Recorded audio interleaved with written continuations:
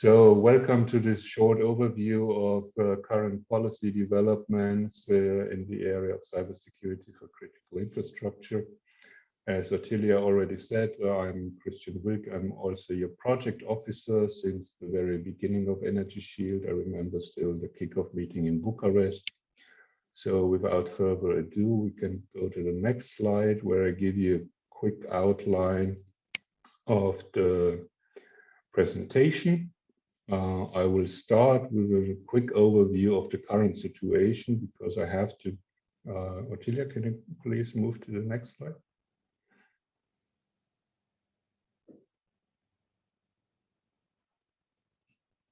Yes, thank you.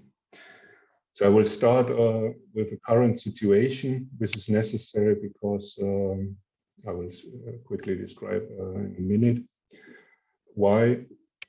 Then continuing with an overview of current policy initiatives and developments, starting with the overall cybersecurity priorities as defined in the new cybersecurity strategy. Then I will give a little bit more detail on two of the most important policy initiatives I think that are relevant for you. Then a couple of words about to be established ECCC, which will be hosted in Bucharest, as you know. And I will conclude the presentation with a couple of words about the work program for this year and next year.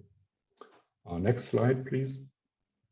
So the current situation, it's necessary to say a couple of words about it because the work programs are still in draft. Which binds me actually obliges me not to tell anything about the work program at all. So I can't disclose much about it, but of course, as you will maybe know and have followed the news, the Horizon Europe draft work programs have been leaked online since January, so everybody with a little bit of Google search can find the draft documents. And also the news agencies and bloggers, of course, revealing more and more details of the future work programs. For example, that cybersecurity research will be even more important in Horizon Europe and in the next multi-annual financial framework.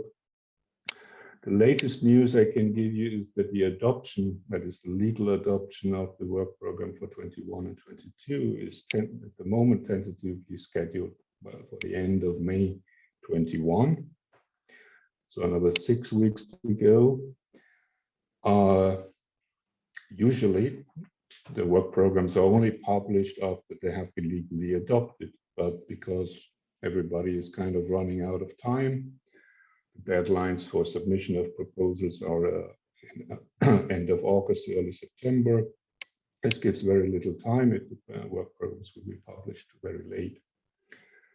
So there might be the possibility of pre-publication of work programs before the legal adoption, but this is not yet confirmed. This is just corridor talk.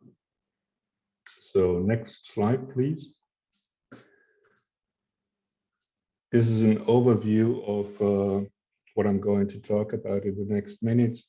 So as I said, cybersecurity priorities, the top priorities, then an overview of the policy priorities, which you can always find in the actual current commissioned work program. Then I have picked out the NIS 2.0, the revision of the NIS directive and the revision of the critical infrastructure protection provision, and then followed, as I said, by ECC and the work program. Next slide, please. So the overall cybersecurity priorities can be derived from two recent documents, which is the Cybersecurity Act from 2019 and the new cybersecurity strategy for the digital decade, adopted on the 16th of December last year. There are basically 4 blocks which cluster the cybersecurity priorities. We're talking here about increased partnerships, global partnerships to address, tackle, and preempt vulnerabilities, to avoid further fragmentation of the internet into a splinternet, and to fight and hostile state actors. Another important element is, of course, to increase resilience of current systems and structures. This is why the revision of the NIS directive is currently ongoing, to also address and cover all the elements of the supply chain. This is necessary, of course, as the vulnerability always depends on the weakest element of the supply chain and across more sectors than before. Then to have an integrated joint response, tackling the complexity across the whole spectrum. This will be by setting up a joint cyber unit and through increased cyber diplomacy, how to react to coordinated attacks on infrastructure in the EU. Then finally, but not least, increased autonomy, technological sovereignty. This will be addressed by the future ECCC in the form of funding for research and development. There are more than 2 billion earmarked for the next financial framework. And of course, increased control of data, respecting privacy and data protection rights when data is in transit. Next slide, please. Well, talking about policy priorities, these are always defined and can be easily found by you by looking at the annual current work program of the Commission, the CWP. In 2020, there were 2 policy objectives which I think are most relevant for you. These are policy objective 12 and policy objective 33 on the 2 headers. One's the Europe fit for the digital age, and second, promoting our European way of life. The first one is, as already mentioned, the review of the NIS directive. And the second one is related to critical infrastructure protection, where currently a proposal was developed for additional measures on how to protect European critical infrastructure. Even though in the work program it was announced that these should be adopted by the Q4 in 2020, currently we're still in the phase of negotiations. So they are still not yet adopted. For the current for the work program 2021, I think there are 2 policy objectives which might be relevant for you, but not as relevant as the one from last year. This is policy objective A, a trusted and secure European EID, which concerns the authentication of the cross-European electronic identity. And policy objective 12, civil defense and space industry, where it always was about dual use and synergies between civil defense and space industries. These are not, I think, directly relevant for your project, but could have a bearing in the future, in particular if you think about submitting new proposals in the future. Next slide, please.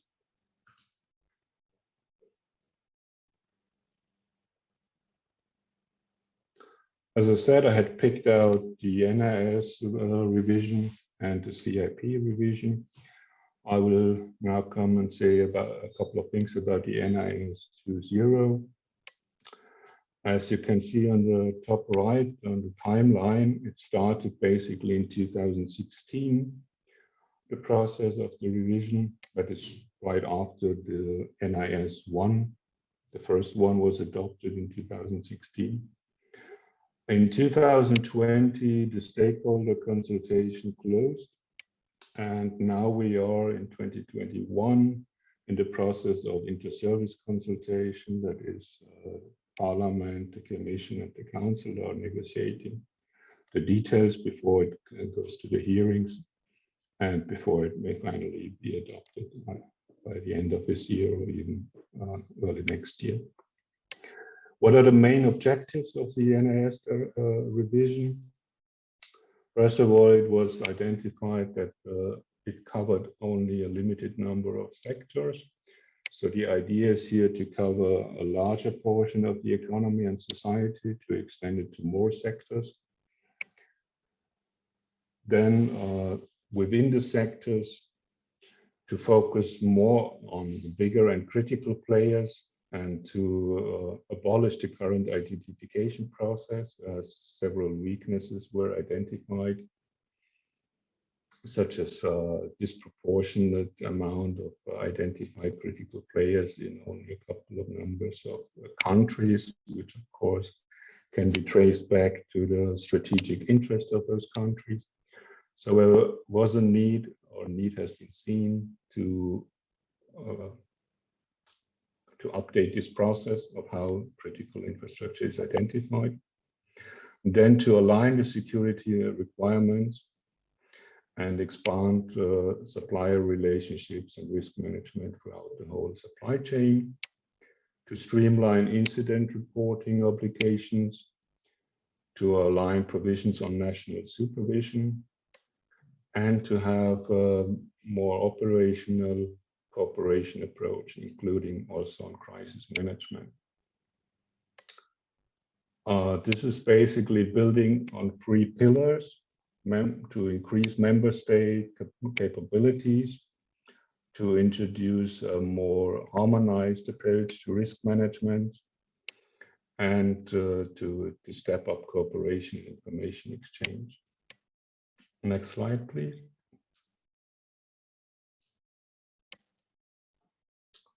Yeah, this is basically repeating what I just said. This is the comparison between the NIS, the proposed update of the NIS and the old NIS. So to improve cyber security capabilities of member states, to increase and step up EU level cooperation, also by establishing new networks, and to have improved cybersecurity risk management by proposing and adopting best practices in risk management. Next slide, please. Here you can see the differences in the sectors covered between NIS and NIS2. So, for example, we had water supply in NIS, in the first NIS, and in the proposed NIS2. This will be extended to wastewater and waste management. It will include space, but also food, postal services, public administration. So it will be extended by more than double the number of sectors. Next slide, please. This is an overview of new strategic initiatives within the NIS 2.0. So setting up a joint cyber unit, regulation and standards for cyber security information between EU institutions, bodies and agencies, regulation for an Internet of Secure Things, and an EU-wide cyber shield. Next slide, please. The second ongoing policy initiative, which I think is particularly important for you, is the revision of the CIP, Critical Infrastructure Protection Directive. Here, the stakeholder consultation closed in August last year and is pretty much at the same stage as the revision of the NIS directive. So it is at the inter-service consultation stage. The new security union strategy, which was adopted in July last year, included measures to better protect European critical infrastructure and to develop new tools to support their resilience. Again, also here, the reason to start a revision of the CIP directive was seen because the original directive, which is already going back to 2008, only covered 2 sectors, energy, and transport, and this was seen as limiting. And the proposal now includes 10 sectors in addition.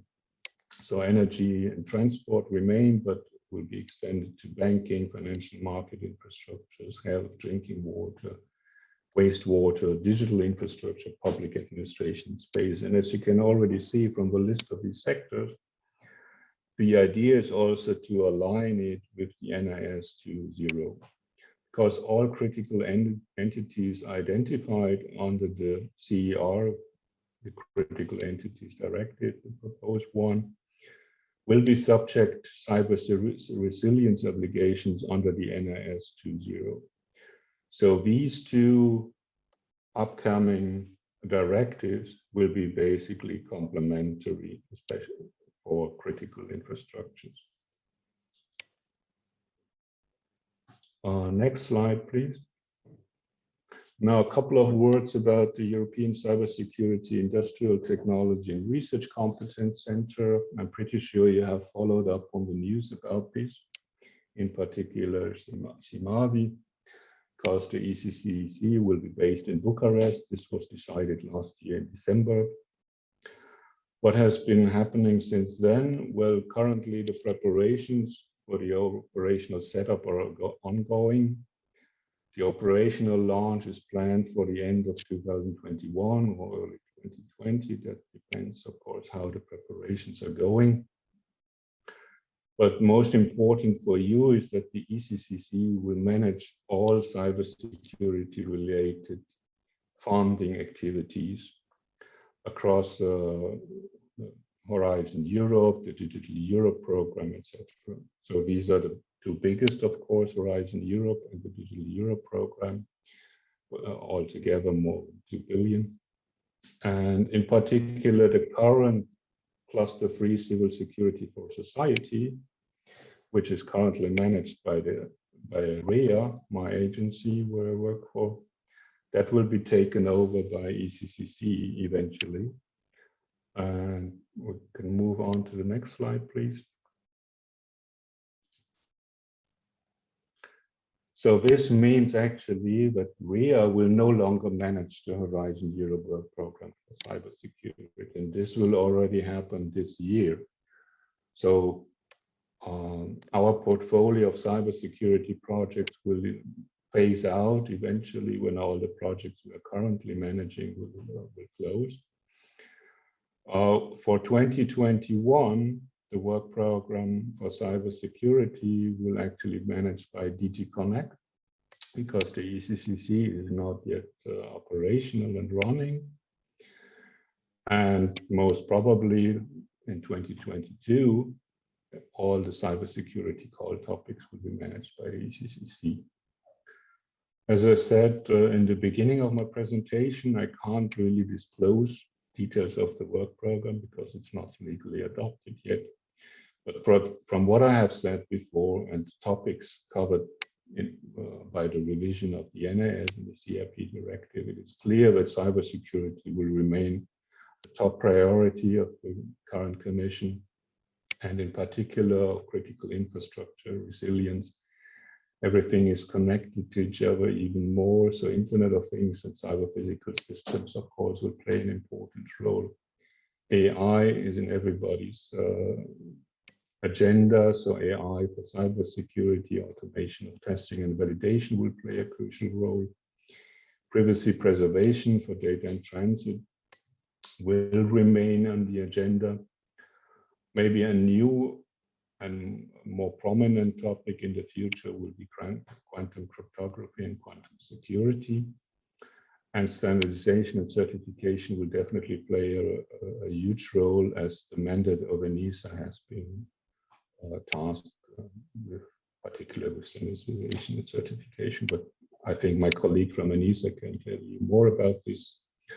And with this, I'm closing my presentation, and thank you very much for your attention. I hope I was in time. Or maybe over time. Thank you very much, Christian Wilk. You're welcome. I was not pronouncing well your name. Apologies. Thank you for Oh, this no, comprehensive presentation.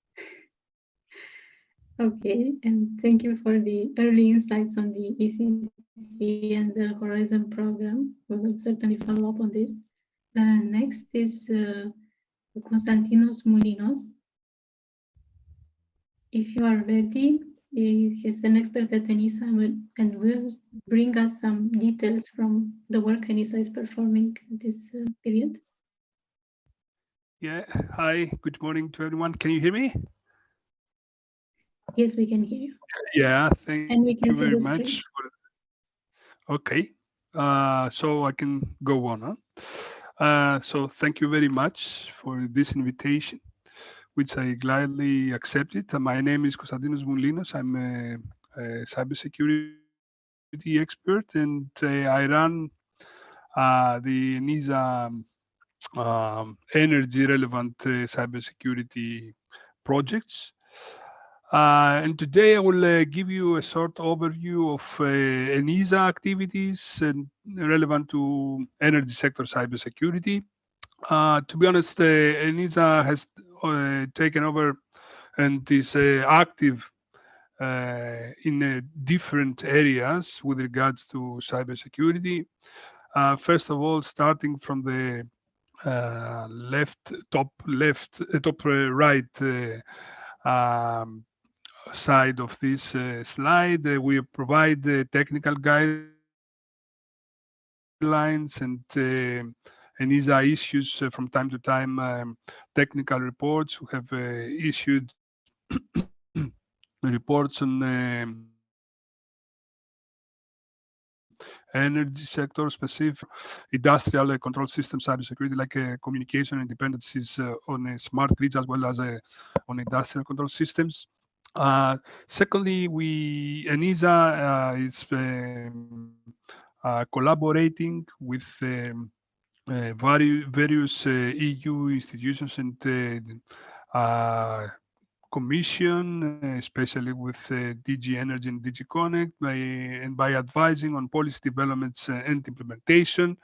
At this period, we are in close collaboration with Acer in the process of developing the network code on electricity cybersecurity. Also, ENISA is an active member in the European Energy Information Sharing and Analysis Center.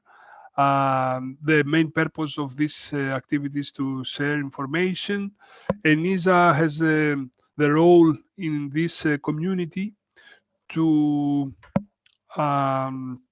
develop the annual threat landscape of the energy sector based on the input from the members of the ISAC, as well as on the public resources.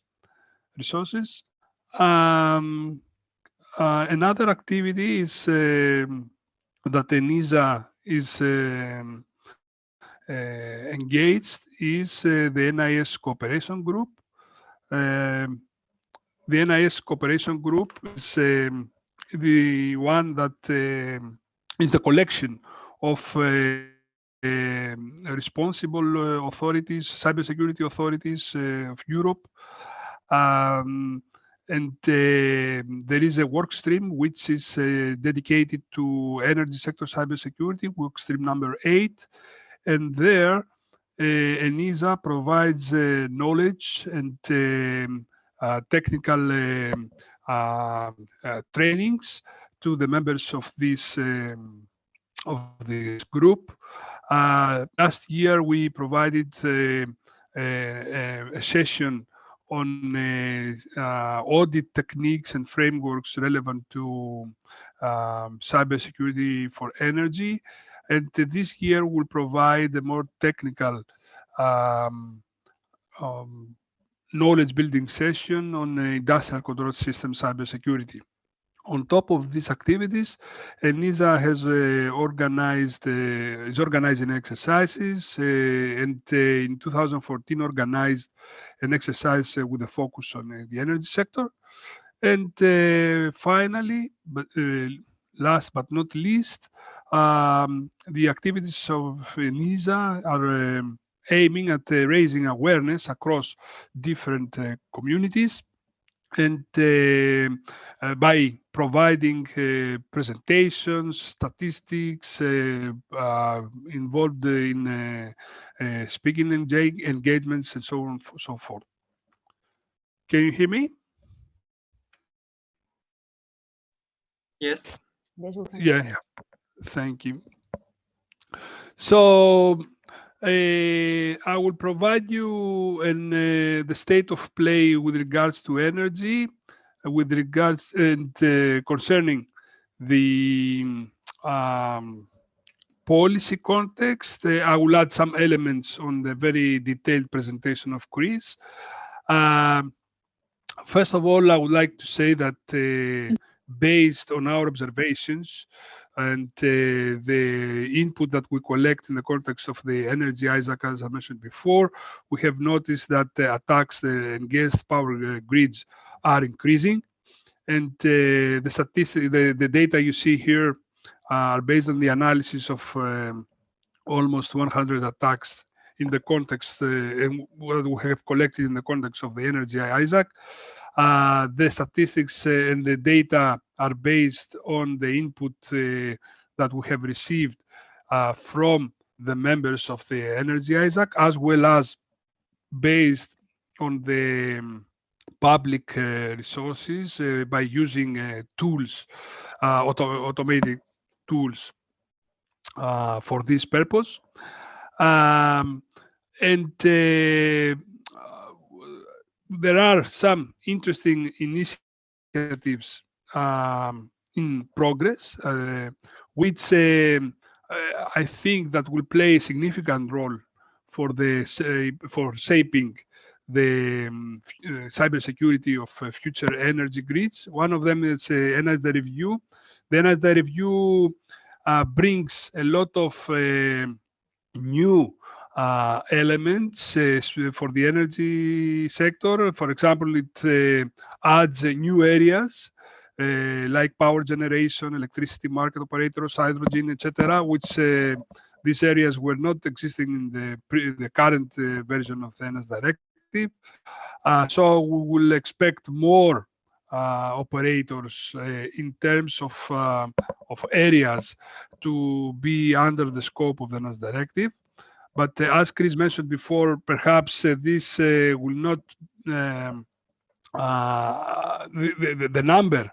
The real number of operators might be smaller because, as Chris mentioned before, there will be no identification process, but the operators which will be under the scope of the NS Directive 2 will be those which are not SMEs, small and medium enterprises, are excluded. Of course, the member states maintain the right to identify specific operators which they are considered critical for the operation of their national grids. And what we expect from the NS Directive, the number 2, is that we'll have more harmonized security requirements and incident reporting. On top of this, there are several new tasks for ENISA. I will name a few. ENISA will be responsible for collecting the vulnerabilities disclosed from EU or member states. Also, ENISA will run the secretariat of the crisis management collaboration mechanism, which is known under the short name Cyclone. Also, ENISA will be responsible for issuing a report, a cybersecurity index report every 2 years. ENISA also will be responsible for maintaining a list of experts who will be responsible for peer reviews among with regards to cybersecurity among the member states, and also ENISA will maintain a registry of important entities with cross-border operations such as domain name system operators, top-level domain operators, cloud service providers, data centers, digital service providers, and content delivery network providers. On top of this, we have the ECI directive, the CER directive, which Chris presented very well. And of course, we have the network code on cybersecurity for electricity, which is under development, and NISA is collaborating with Acer in preparing the framework around this network code will be developed. Very interesting elements will be included in this network code, such as cross-border incident risk assessments or the common functional and non-functional security controls, information sharing for related to incidents for the energy sector and so on. And one other initiative, it's a regulatory document.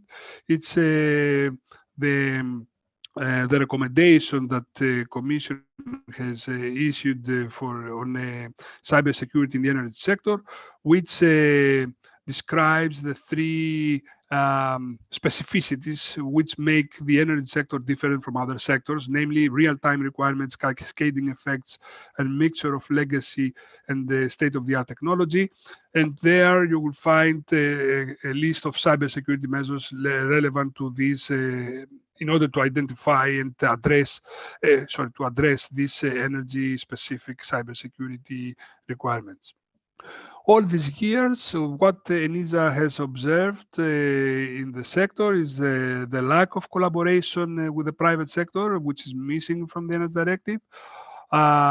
So far, the ENISA directive is a tool only for which is applied and supervised by member states, by authorities.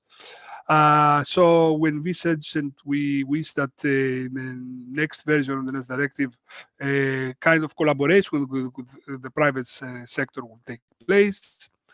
There are, we have identified and we have observed that there are gaps in the governance, both at national and EU level.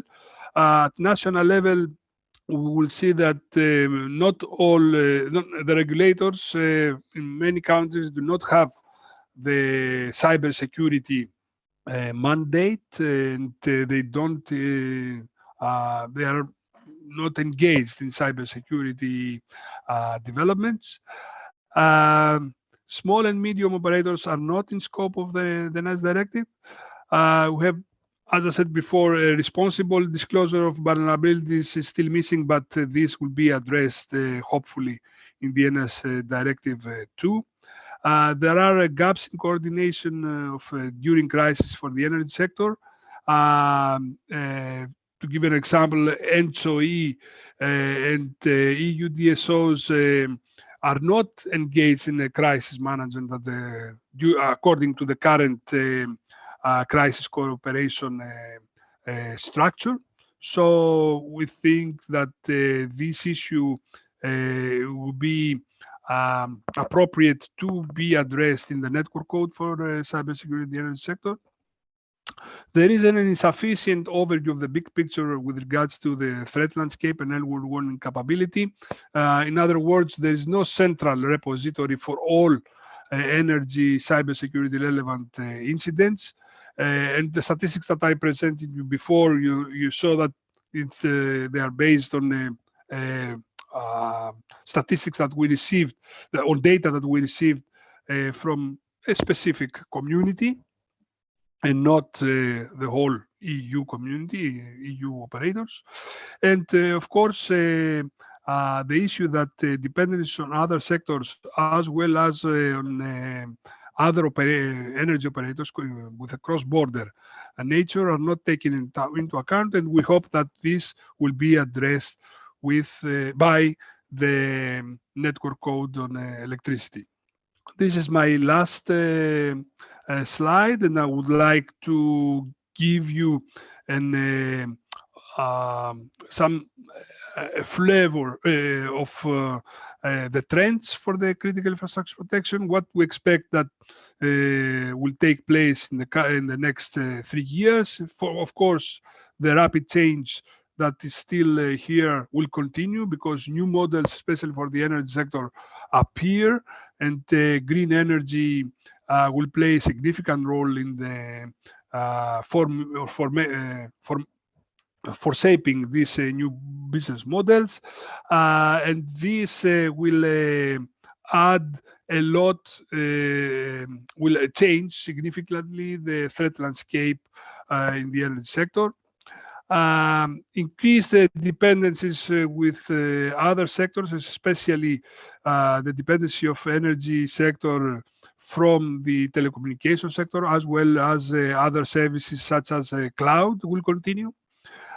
We see new technologies entering the energy, not only the energy sector, but in general critical infrastructures like IoT, artificial intelligence, and robotics. To this end, European Commission is preparing some initiatives. I have to say that, for example, for the artificial intelligence, we expect that next week on 21st of April, Commission will announce the proposal for artificial intelligence. So we'll see that this will have an impact on the developments with regards to artificial intelligence. Also, with regards to IoT, there are a lot of discussions among the member states if and how connected devices, cybersecurity requirements should be addressed. There is a study which is ongoing from a European Commission on cybersecurity requirements on ICT products, and their options and different options will be examined with regards to certification and product assurance, and perhaps for different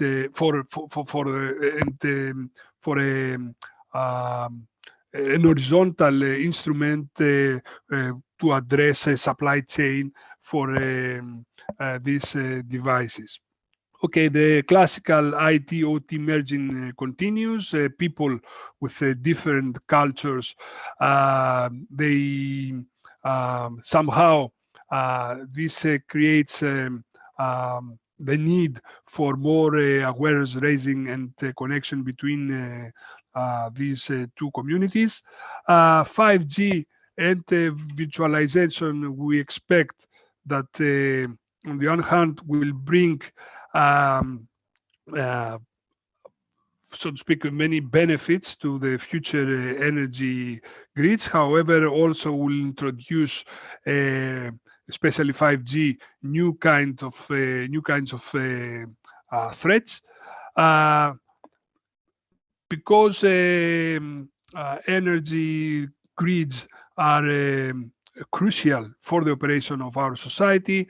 They are the target of what we call hybrid threats. In terms of hybrid threats, we are envisaged and we consider a mixture of coercive and subversive activities with by using conventional and unconventional methods in order to attack the infrastructures of a member state. So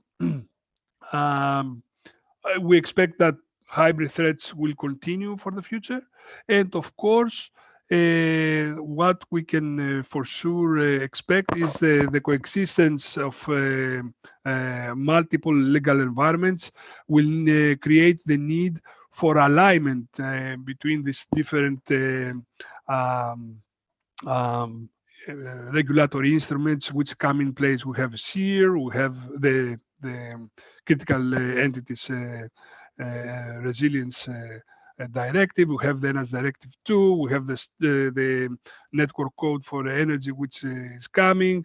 We will have soon the artificial intelligence regulation and so on and so forth. So you will see, you see that we have already, we have GDPR. You see that we have already quite a good deal of legislative initiatives that somehow should be aligned in terms of, say, cybersecurity requirements. So, and of course, NISA is considered to be in the center of these developments and will continue to play the role and develop the activities that I have presented to you in my first slide. Thank you very much for your attention, and I hope you found my presentation interesting. Thank you very much, Konstantinos Molinos, for this kind presentation, for introducing the way forward for the NIS directive, and also for sharing the efforts done by NISA to accommodate technology advancements. Thank you very much. And we will now move to Dr. Venizelos Eftimiou from University of Cyprus. He will bridge or try provide some ideas about bridge the gap between EPES and cybersecurity. Venizelos training. You can already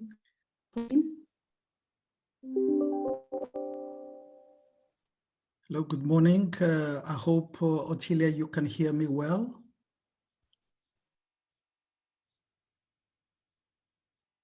Yeah. Connection is dropping. If it's on. No. Can you hear me? Yes. Yes, Yes, yes. we can hear you. Okay, excellent, very good. So good morning from my side as well. Bridging the gap between the electrical power systems and the energy systems at large is an issue that is already being presented today of critical infrastructure importance into our communities. And of course, the Energy Shield project, as we have seen it, has a firm step forward to addressing issues related to this infrastructure, critical infrastructure, and the approach offered through the project, I find it very interesting and in a direction that can help this infrastructure to be operationally more secure and more safe and more resilient. So in my opinion, it is well timed, and I do really wish you all the very best luck with your work to deliver what you have initiated. So from what we have heard already, the area of the energy sector, the power systems and the wider electrical grid connectivity with other systems is moving away from the traditional systems that we knew that were very secure and also very resilient as to what was offering to the wider economy. But now it is well known that the things are changing. We are moving towards the much different digitalization of the whole sector, of the energy sector, which is bringing with it a lot of flexibility, a lot of capabilities, but at the same time, these cybersecurity issues are becoming a lot more relevant and important. And as already indicated by Konstantinos, it is a much different situation with the energy system from the, let's say, other traditional IT systems or communication systems that didn't have related issues with real-time and cascading issue and legacy issues that already indicated. And here we have to address and we have to see all these already touched issues that are coming through these emerging new factors that we have to take into consideration. And so the traditional concept of smart grids, the digitalization process, involves greater involvement of customers throughout the network. And so it's becoming a much more involved system throughout. And greater attention to sector coupling, which involves a lot more other networks and a lot more other infrastructure, critical again for the combined energy system, bringing in also the smart cities, smart communities, and all these interconnected systems. So new concepts and technologies that I will touch a bit also on that, but already Konstantinos has addressed them. And of course, this all happening on the second that is being used by everybody through this quite complex, I would say, electrical market that we are seeing a lot more actors that are using communication means to do their minute-to-minute, second-to-second operations in operating the system and having it serving the whole economy through we want to preserve the security and the resilience that we have experienced over the years. So we are seeing a lot more digitalization trends in this direction, and we as already indicated, we are having on the business layer artificial intelligence and blockchain coming in quite extensively, and we have big data handling issues throughout the system at every layer of the system. And Internet of Things is a reality. Is not something that in the past was considered a far-fetched issue. Today, we are looking at an evolving market that is bringing into the equation the flexibility issues of the demand side. Flexibility is a very important, economically very helpful for the interconnected grid and the operating grid, but it involves everybody. From every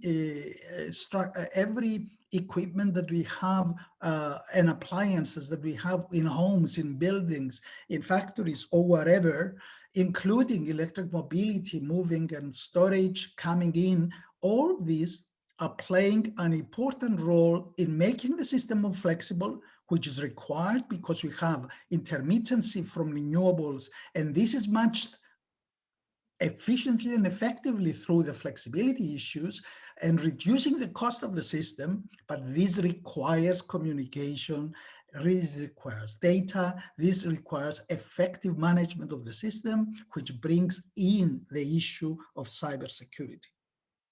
So the interconnected system, and me coming from EPES.net, I couldn't resist of putting you forward our vision for 2050, which brings all these energy carriers into a complex, unified, interconnected system. And all these, as you can see, they are bidirectional. They're bringing in the effectiveness of managing it efficiently on the second and on the minute that is operating, but utilizing data flow that is coming throughout the system. And this brings in the importance of managing it securely. I mean, from cybersecurity point of view. So the system of 2050, moving away from the system of 2010 that we have been experiencing, and systems before, not only 2010, but how it is presented here of the 2010 environment, and how this is emerging into the future where we have fully integrated digitalized energy system and what this implies to all that I have described before. And as you can see here, the emerging system is a system where everything is interconnected and is bidirectional in all directions with information. So we have, in addition to the electrical part, two-dimensional flow of power, but also two-dimensional flow of data. And the intelligence of the grid is very much dependent on effective, safe, secure communication second to second between the various active components of the network. So we are having in front of us the importance of bringing a lot of recommendations that we have to address through the research and innovation that we are trying to put forward through Horizon Europe or other financial instruments. Already they have been touched by the previous speakers, and I wouldn't like to spend much time, but they are here for you to see, and we are seeing a lot of recommendations that are coming forward in order to bring all this system into a safe operational standard that we have experienced over the decades that we have been using the electrical grid and the energy sectors serving our economy so securely and so resiliently. And these, of course, the challenges that are ahead of us with cybersecurity, they are itemized here, in my opinion, already touched by the previous speakers. And so I would go just to my last slide, where I think through the solutions that we have indicated and through the systems that are developed, we can see that research and innovation has brought forward capabilities that we have never thought before how importantly they are serving the system, even the energy sector, which can build on them and utilize their capabilities and really making them foolproof to vulnerability from external sectors. So the cryptography, the quantum cryptography explained in the drawing here, which is a process that is making the whole flow of data and information safe and being utilized, is something that is coming up and is being picked up by the electrical industry as well, and aiming to bring solutions that can make the system safe, sound, and operationally safe throughout the system. So this is what I wanted from my side to present to you. And I'm available, of course, to any questions that might come in my direction. Thank you very much.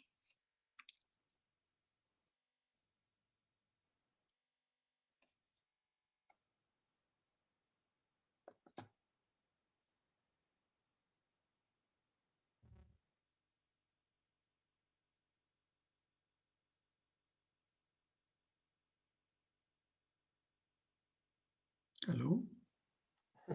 Thank you. I think maybe Utilia has some problems, so I take over. Thank you very much for your presentation. And now follows Chris Few from Ofgem UK, presenting how to combine MAL, the MetaTech language, with safety and functional modeling. Chris, the stage is yours. Okay, thanks, Simon. I'll just try and share the right things from my screen. For taking over. Thank you, Venizelos, and thank you, Konstantinos. I'm sorry I had these issues. It seems like now it's working better. So welcome, Chris, and go with your presentation. Thank you.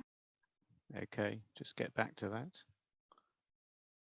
Okay, hope you can see my screen and hear me okay. So in this presentation, I'll briefly explain how my team at Ofgem is exploring one of the tools in the Energy Shield toolkit, in particular the Meta Attack language, or MAL for short. I believe it creates new options for managing cyber risks and doing so in a way that reuses well-established work and tools for meeting safety and functional requirements. Chris. So just we to see briefly... your notes, Speaker so here. Oh, maybe you okay. can display settings and then change. I see the... Yes, there. Yes, perfect. I was using two screens, and the one I was looking at didn't show all that. But anyway, you just seen a quick preview of this slide, so I'll carry on. So I work at the Office of Gas and Electricity Markets in the United Kingdom. We're regulators for just the Great Britain part of the UK. There are three major goals: enabling competition and innovation in our sector, protecting the consumers of gas and electricity, and facilitating decarbonisation at lowest costs. And so Venizelos very sort of neatly led into the challenges of trying to meet that combination of goals. It has many implications, but the one I most want to focus on in this presentation implies the need for detailed analysis of the cyber resilience of gas and electricity control systems at the design stage. So if we can do that, we can design security in at the earliest opportunity, and we can do it in the most cost-effective way. So within my team, we are sort of developing a design assurance process for assessing the design of new control systems at the design stage.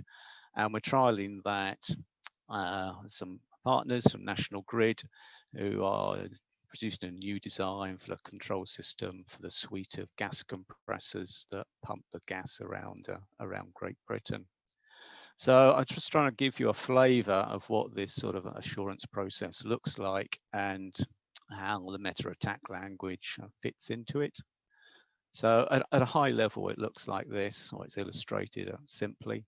On the left-hand side, we've got the system design process, which I've just compressed down to two boxes: a high-level system design and then a more detailed system design. And in this design assurance process, we aim to basically model the system at the design stage at two levels of abstraction. At the top level, we call a high level control signals analysis. We're just looking at the control signals themselves. And we use a methodology called the systems theoretic process analysis, which I'll explain in the next couple of slides. But basically, we're looking for combinations of control signals which could cause hazardous events. Things like keep on pumping up the gas compressor even when there's an alarm signal which says that's dangerous. And then we combine that with a more detailed analysis of the actual system that's hosting these control signals. And we model it in a way using the meta attack language, which helps us identify whether cyber attackers can actually imply or cause these unsafe control actions to occur. And the point of the whole assurance process is to answer the question on the right: what capabilities do cyber attackers need to cause hazards?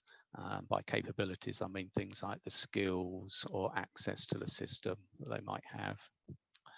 So I just elaborate on that picture a little more in this slide. So you see there that the STPA analysis is split into 4 stages. Identifying your losses and hazards. This is things like loss of life or loss of equipment or loss of service. Hazards which bring you into a state which might lead on to a loss. And to do that, we then sort of model the system control signals.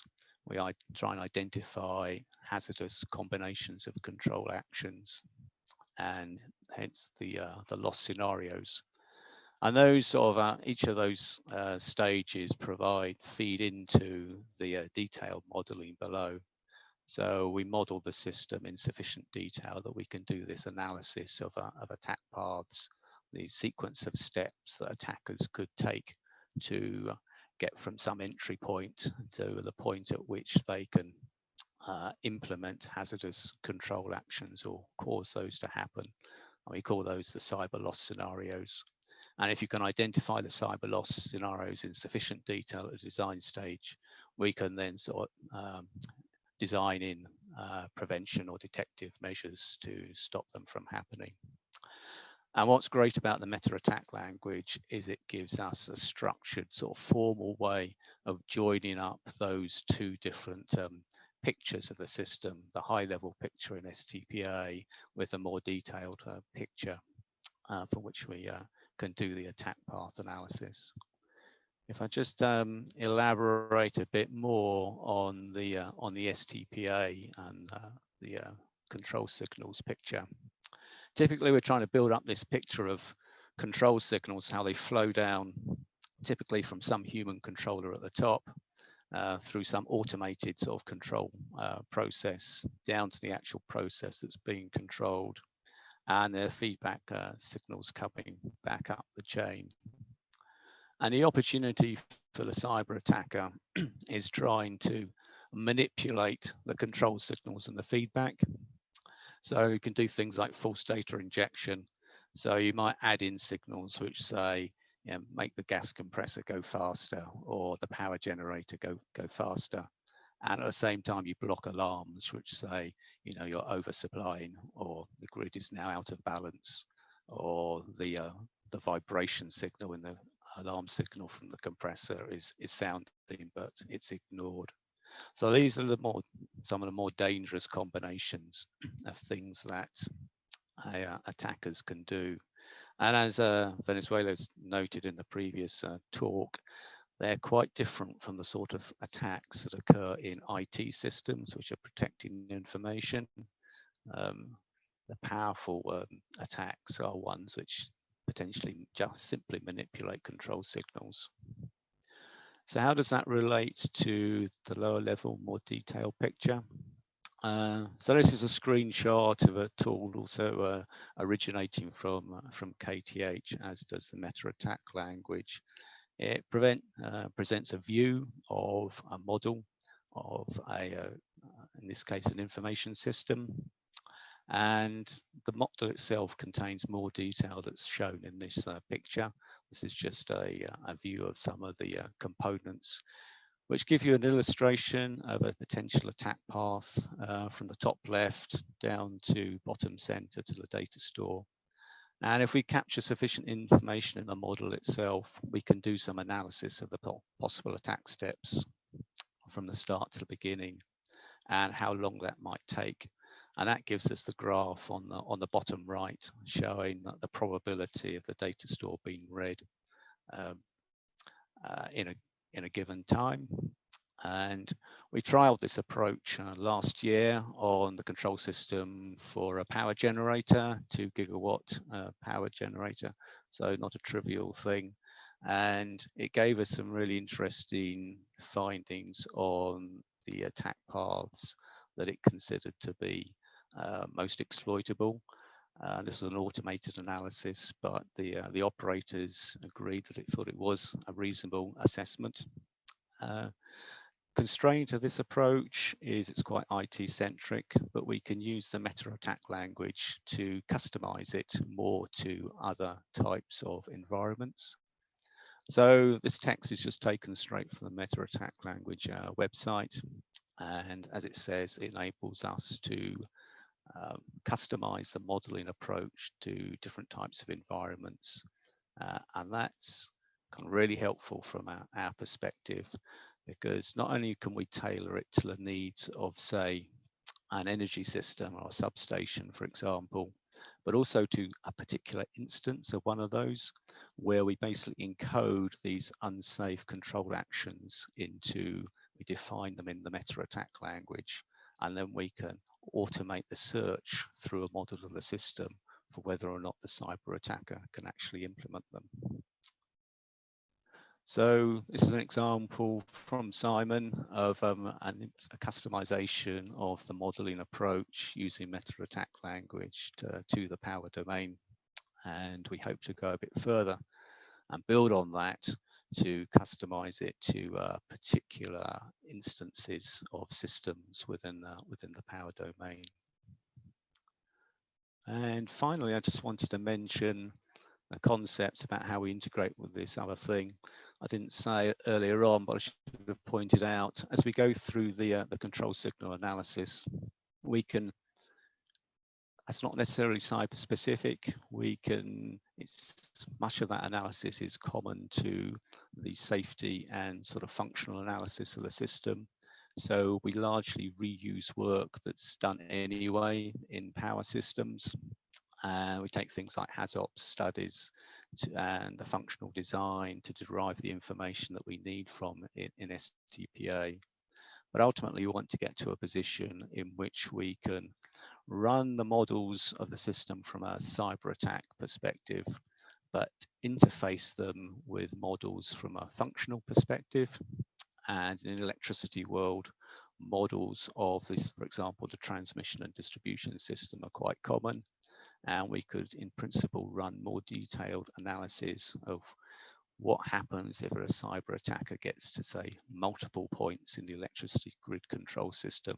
How does that impact upon the transmission of power around it? So there is a standard for doing just that sort of thing. As an open free standard from the Delica called the functional mockup interface, and we plan to explore how we can interface our MAL-based models with other physical models. So given time is pressing, I've rushed through that quickly, but if there are any questions, happy to take them as Attilia sees fit, or you're welcome to contact me at chris.few@ofgem.gov.uk. So back to you.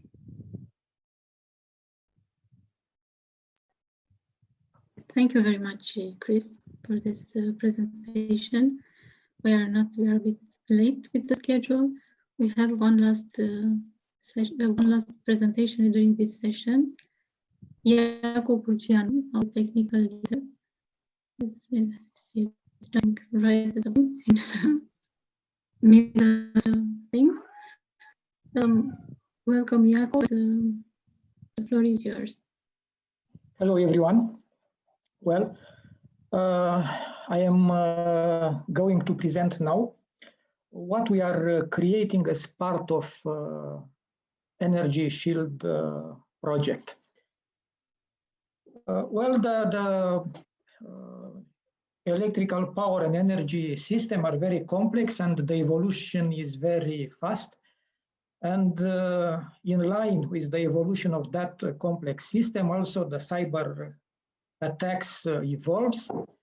And in order to be before the evolution, one step before the evolution of the attacks, we are trying to propose a holistic approach for the cybersecurity of energy systems, knowing that even now there are a lot of solutions for individual parts or individual layers, but also knowing that the complexity of the system and the increase of the complexity of systems gives new challenges.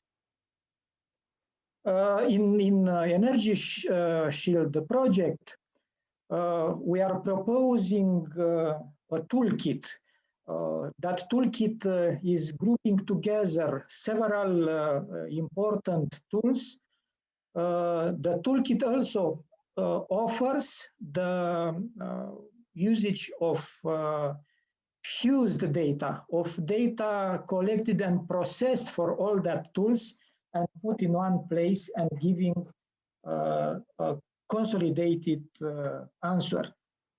When proposing this approach, this holistic approach, we have started with two important models. The OT models, which is SGAM model, and organized on layers, on several layers, and on the other hand is the IT system model, which is offering the way of organizing the software.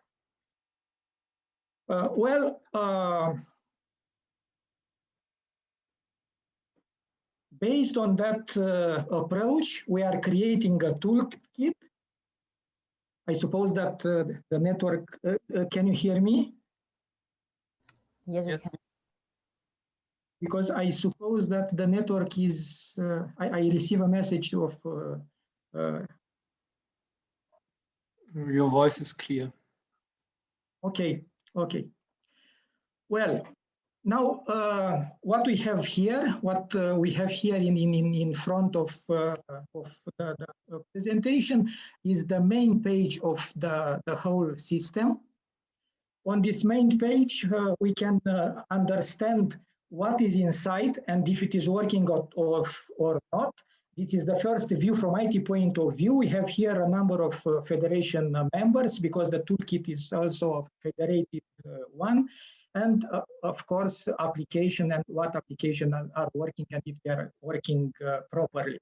But now the next step is the view of what the system is doing from business perspective. And from the business perspective, we can see the status, one view of the whole status of the system. This status is displayed in terms of risk level. Risk level it's organized on the levels of the SGAM model, component, communication, information, and function. And also in this business view, we can see the tools usage. The tools are grouped for assessment, for monitoring, and for learning and let's say feedback. Here there is anomaly detection, vulnerability analysis, security behavior analysis, and denial of service mitigation, and how that tools are working together to give the results. And also we can go in more details and see where the major risks are placed.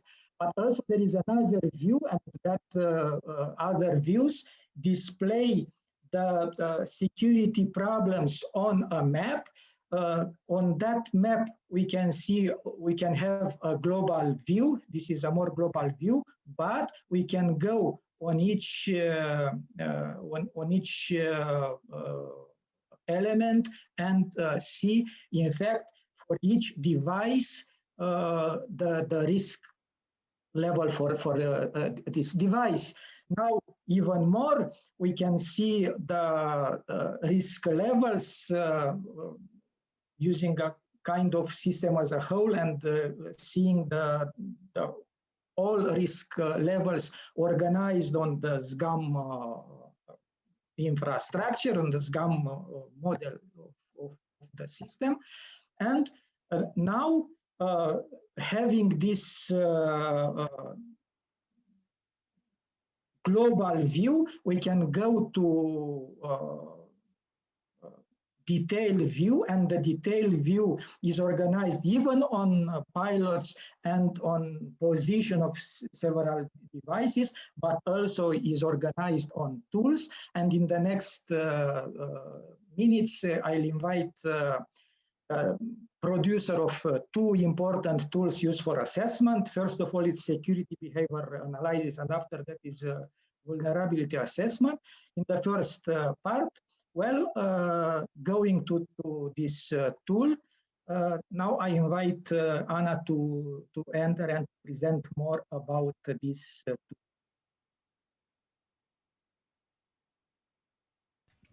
Thank you very much, Jacob. Hello, my name is Anna Georgiadou, and I shall be presenting the security behavior analysis tool on behalf of the Decision Support Systems Laboratory of the National Technical University of Athens. Generally, the security behavior analysis tool lies its foundations on a framework called Cybersecurity Culture Framework. This framework has created a model which is divided into two levels, the organizational level and the individual level, which is analyzed into different dimensions. And those are further organized into domains, practically collecting and gathering all the different security indicators required to assess the security culture of an organization. So I will move on to our demo, and in our case, we're going to have a manager. Her name is Alice. She's supposed to be working for a DSO company, She has been informed by the Chief Information Security Officer of her organization that a number of cyber threats have been made against her organization, and also there has been monitored by the security infrastructure in place that a number of violation attempts have been made against their network. So what she does, she's responsible for the advanced metering interface and being sure that she has in place all the security countermeasures and infrastructures and tools that she can protect the let's say the network and the hardware assets. She now needs to focus on her employees, her team, the individuals. So she logs into the security behavior analysis tool.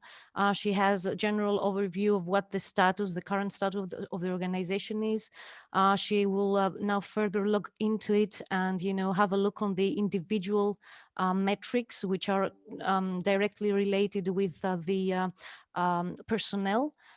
So she wants to see, have a view of the last months, and she will get a report. She can directly focus on the dimensions that seem to have a lower score. And if she wants to further look into the competency level, in our case, she will go and see that it has to do with the security evaluation test.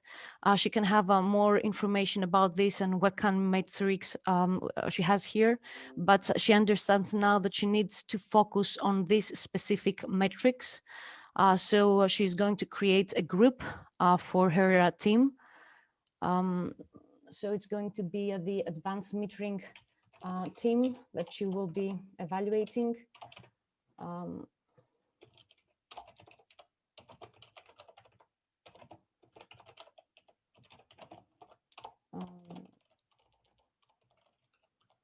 She can add more notes if she wants to, and then she picks the employees she has in mind, herself, Bob. He's a person working in her team, and he will join us shortly, and any other person. So she has decided who is going to be participating in this assignment, the members, and then she's going to design the evaluation campaign.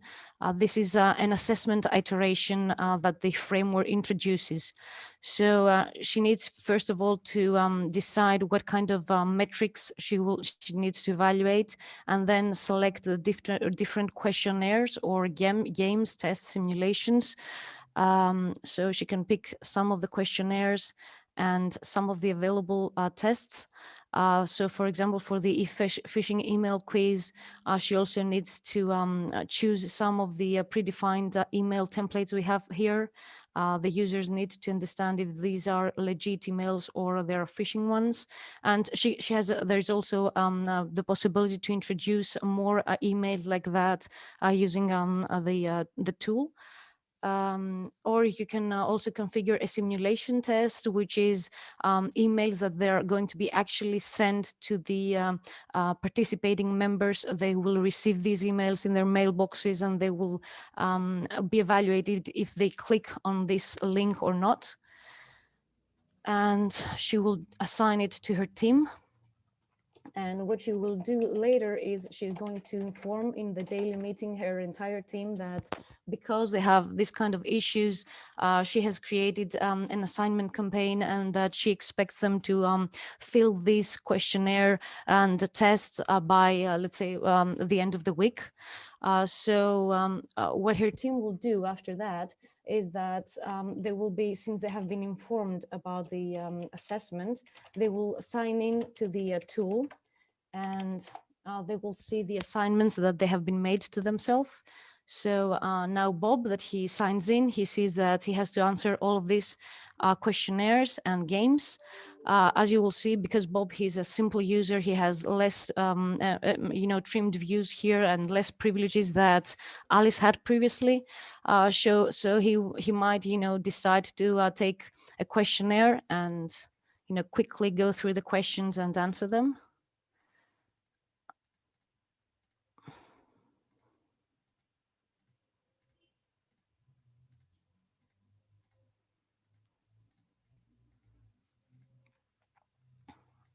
get a fair score. So what he can do now is that because he didn't get a very good score, he might decide to go to the self-evaluation workplace and retry any of the assignments he has already done, and he has a low score, so he can go through it. This is a personal workspace. No one is going to have access to these results. It's only for the employee self-trained and self-assessment. Whereas the questionnaire that he previously had is a score that's going to contribute to the overall organizational metrics. Or he can go through the phishing quiz and decide if these emails are legit or not. He needs to go through the sender, the links, and understand and decide if there are phishing emails or legit mails. And he needs to pay attention who is sending and what. And finish also this one. Whatever Bob does, and whenever he finishes these assignments, the results are gathered and they're presented back to Alice, who will get the result from all her operators, from the entire team, and then she will have a better understanding of the status, and she might proceed by organizing a training campaign and training program for her team, or providing them with an extra security material, organizing a webinar, and so on. So this is a brief demo. Thank you very much for your attention. I would happily answer any questions, and giving back the floor to Jacob.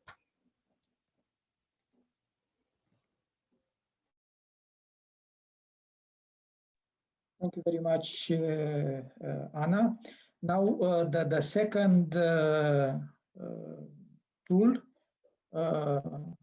second tool, we want to demonstrate refers to vulnerability assessment. And for this one, I kindly ask Jar to make the presentation. Yes. So the second tool we want to show today is this SecureCAD Enterprise tool, or the VA for vulnerability analysis tool. And what we see here is that we have a model, an example model suitable for demonstration purposes. And this model is sort of an offline copy of any environment. So the way to work with this is to have a model in this program and then to run attack simulations on it. And the reason to do that is, of course, to be as non-intrusive as possible. Since we're coming from the power industry originally, then we are familiar with the fact that we cannot really interact with environments, generally speaking. So what we do instead is that if we look at parts of this model, we have different types of objects. We have networks, we have users, we have, if we check this workstation here, or maybe this IP camera here, it's more interesting. If we expand this, we see that we have a whole lot of different objects that are representing this IP camera within it. So we have applications, we have identities here, as we call them, user accounts essentially. We have connections, allowed communication in and out, and so on. And if we check the different properties of these objects here, we see that we have attack steps. And these are the conceptual things that an attacker is expected to attempt or would like to succeed with. And for other objects, we have, if you check this identity object, we have an attacker would try to assume, attempt to assume, and maybe succeed with assuming this, impersonating this admin user.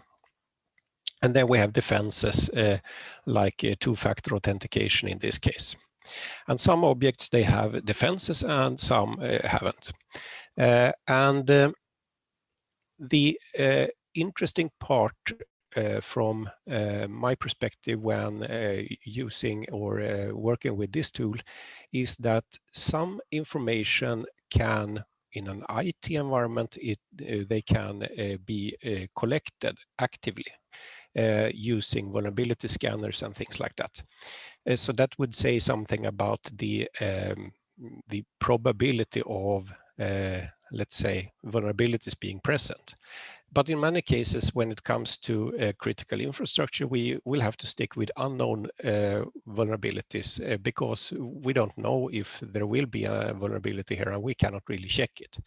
But looking at the SPA tool, the organizational topic there, it's actually collecting information about what it generally look like within this organization. And it could be, I mean, if you are using different departments and things under this SPA tool, you could really see that within what is the organizational property within maybe the production part of the network compared to what is the organizational property of how likely is it that something is patched in the front office in the DMZ zones and so on.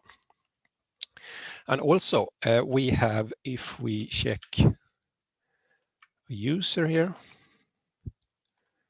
we see that we have different attack steps that an adversary would like to try. We have credential theft, phish user, steal 2FA token, and so on. And some of these attack steps are actually highly dependent on how receptible the user would be to, well, fraud communication. So that means that the information collected by the SBA tool can be used as an input to adjust probabilities and default values and also different defenses in order to make this model more close to a better representation of the actual environment that we see. And then the purpose of creating this model, it is to, I want to leave. It is to really run the attack simulations.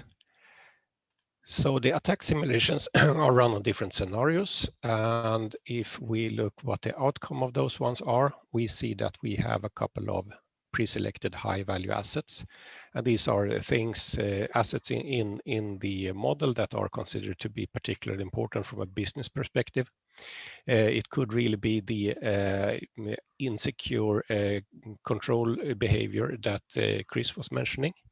And if we check this critical path here, the critical path is really a presentation of the weakest track or the most likely or the first option that the attacker would attempt going from this attacker's entry point. It's public network access. So this is the most basic drive-by attack, by the way. And then the attacker is expected to make use of different assets in the model. So we see that we have an application here called file transfer.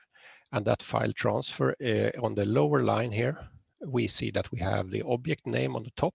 So the application is called file transfer. And full access is the attack step that or the operation that the attacker would like to succeed with. So in this example here, you do code execution of the vulnerability. That's really a technical term of making use of a vulnerability.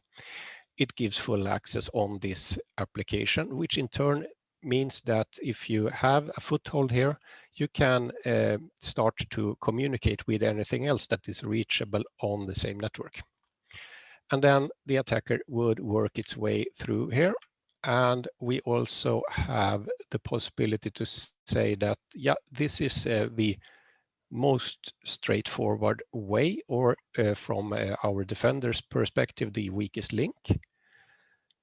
But if we check the level of detail here, we can also show secondary attack steps or attack paths. And secondary attack paths is related to if the attacker would fail with one particular track or would miss it, then there will be alternative options that the attacker could also try to make use of. And sometimes these paths are splitting up into several different options. And sometimes the number of options are quite limited for the attacker, which means that blocking a certain attack step here would be an efficient defense.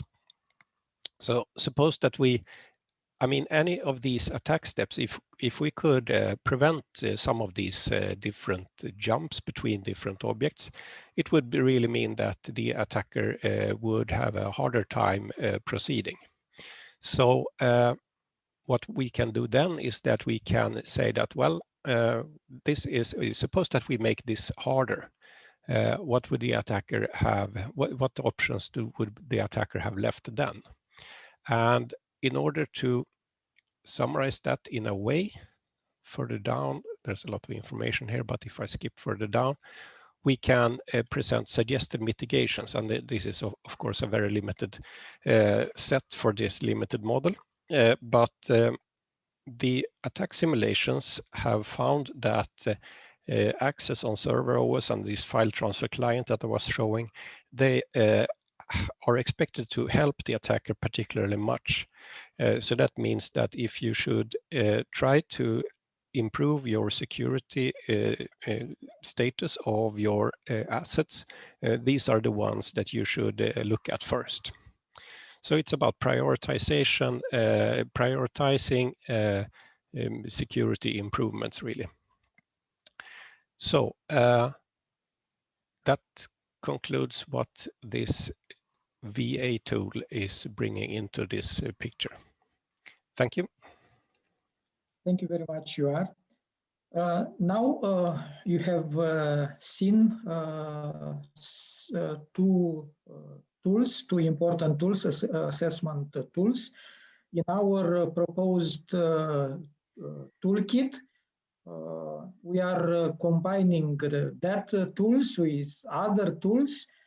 All that tools are placed in a toolbox. They are communicating between them. They are giving important information to the final users as they are, but also on top of them, there is an AI element which consolidates the information and give you the final view of the whole system from different perspectives on different layers and on different views.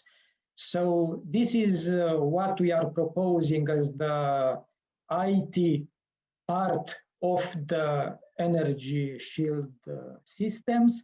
And this is what we are doing to be in line with the evolution of the cybersecurity for Tommy, energy. I'll hand it over to you. Thank you very much. Thank you very much, and I hope everyone can hear me. I would like to thank you for the opportunity to moderate this first panel, and without further ado, to keep it short and to be on point. I would like the panelists for the first session to give first reflections from a short survey that we were handed out prior to this panel, reflecting on the risks with working from at home. So without further ado, Daniela, please could you in 2 minutes give us a short presentation of who you are and also some reflections from the survey, please. Go ahead.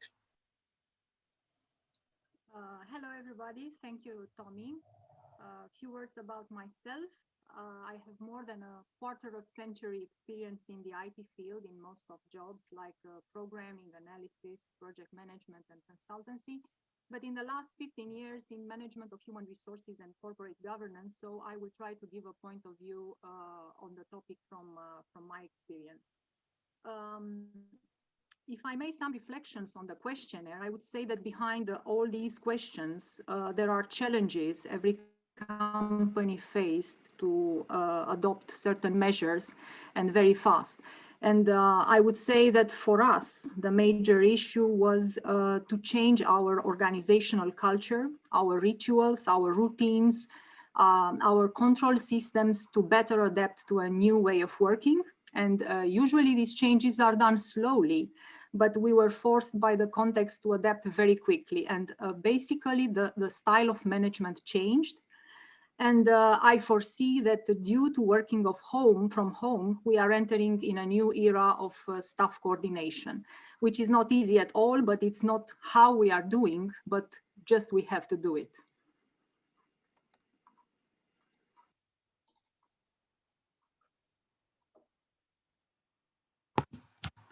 Thank you very much. That gives us a short introduction. Javier, are you ready to give a short presentation of who you are and what you gathered or reflections from the survey? Yeah, sure. Thank you very much, Tommy. So this is Javier Valiño. I'm with Atos, which is, as in the case of CIMAB, it's a big company and ICT based. My work in my professional career has been around innovation. So I've been working in innovation for 15 years now. So my principal motivation and goal is bridging the innovation into the commercial part. So that's what innovation is about at the end of the day. And regarding the questionnaire and the topic for the meeting, I am an advocate of remote working, and I already was before the pandemic. So I'm happy to engage with you in this kind of questions. And apart from what Dana explained about culture and also morale and the things we need to change, I think remote working is the way forward, at least on the ICT industry, IT industry. So it is something that we need to live with for the time being. And organizations should be careful about this, because if we want to attract talent from anywhere in the world, remote working is the way. So we need to make sure that our processes are efficient and are attractive enough so that we can attract this talent wherever it is. So thank you very much, and I will be happy to discuss with you in the following minutes. Thank you very much, Javier. Professor Wallum. Hi there. Please go ahead. Okay, thank you. Yes, so I'm Professor Wallum. I'm from the University of Oxford, where I lead a research group on energy and environmental informatics. But from the point of this, actually, so I'm also the course director for an MSc that we started last year, 2019-2020, which of course fell in the middle of the pandemic. So we had to very rapidly change how we approach teaching, how we approach supporting our students. Initially, though this wasn't the plan, our students spread to all of the continents of the world where they'd come from. So we actually had to ensure they were able to continue wherever they were. Now, though I agree with Javier in some ways, that with some aspects of future working, I'm very happy to work remotely. I'm a very well-established academic. I'm internationally well-known. I got invited here for this, for example. For my junior research colleagues, though, it's a disaster. They have very little ways of actually building up the network and the connections. They are normally in properties which have much less IT capability. I have fiber to the home, though I'm actually sitting in my office at work today. I have gigabit fiber to my house. So from my point of view, I'm fully set up. For someone that's sitting on the other end of a poor copper wire, it is a huge problem. The other one, of course, if we were to turn on all of our video here, would actually be to think about the energy that's actually utilizing. You know, large-scale video meetings, and particularly teaching, of course, takes an enormous amount of energy. You know, I've got 30 students. If everyone is doing high-res video, then you really notice it. If we all put our video on here, for example, I'm certain, as we saw earlier, Attila was having some issues. I'm certain she wouldn't be able to see all of our videos. There's a lot of, there are more issues around this remote working. It's linked to energy. It's linked to, I would say, almost a societal fairness thing, that everyone isn't with the same capabilities, and we have to ensure that. And I would say that, you know, when I offered my research team the opportunity to come back, my research team are all in the room opposite. Every single one of them came back on the first day that I said they could all come back into the office. So from that point of view, I think we've got to work out how much people want it, why people want it, if they do want to work from home, if they don't want to work from home. And I think a hybrid way forward is very much the personal choice type of thing as we continue. Sorry, and I waffled on there.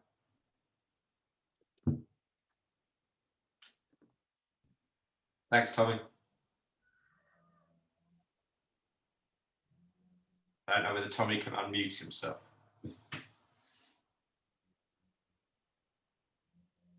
Either that or I've just been silent and everyone's been wondering what was going on. I am assuming everyone could hear me. Yes, we can. I think Tommy has some issues. Okay. So thank you for your contribution, David. So maybe, Loris, you can give your view on what we're discussing. We can't hear you. Can you hear me? Yes. Yeah. Okay. Good morning to everyone. I'm Loris Piana. I'm a cybersecurity expert working for IREN in Italy. And I cover cybersecurity for both OT environment and enterprise, so IT and OT together. I agree both with Javier in part and with Dr. Wallum, mainly because I experienced a lot of, in last year a lot of changes. So I changed work in the middle of pandemic, so I know how hard is working from home to change job. And what I see from the results of the surveys are what I experience in my organization. So employees are concerned about the future, so they are keeping on watching what will happen in the near future, and also about the morale.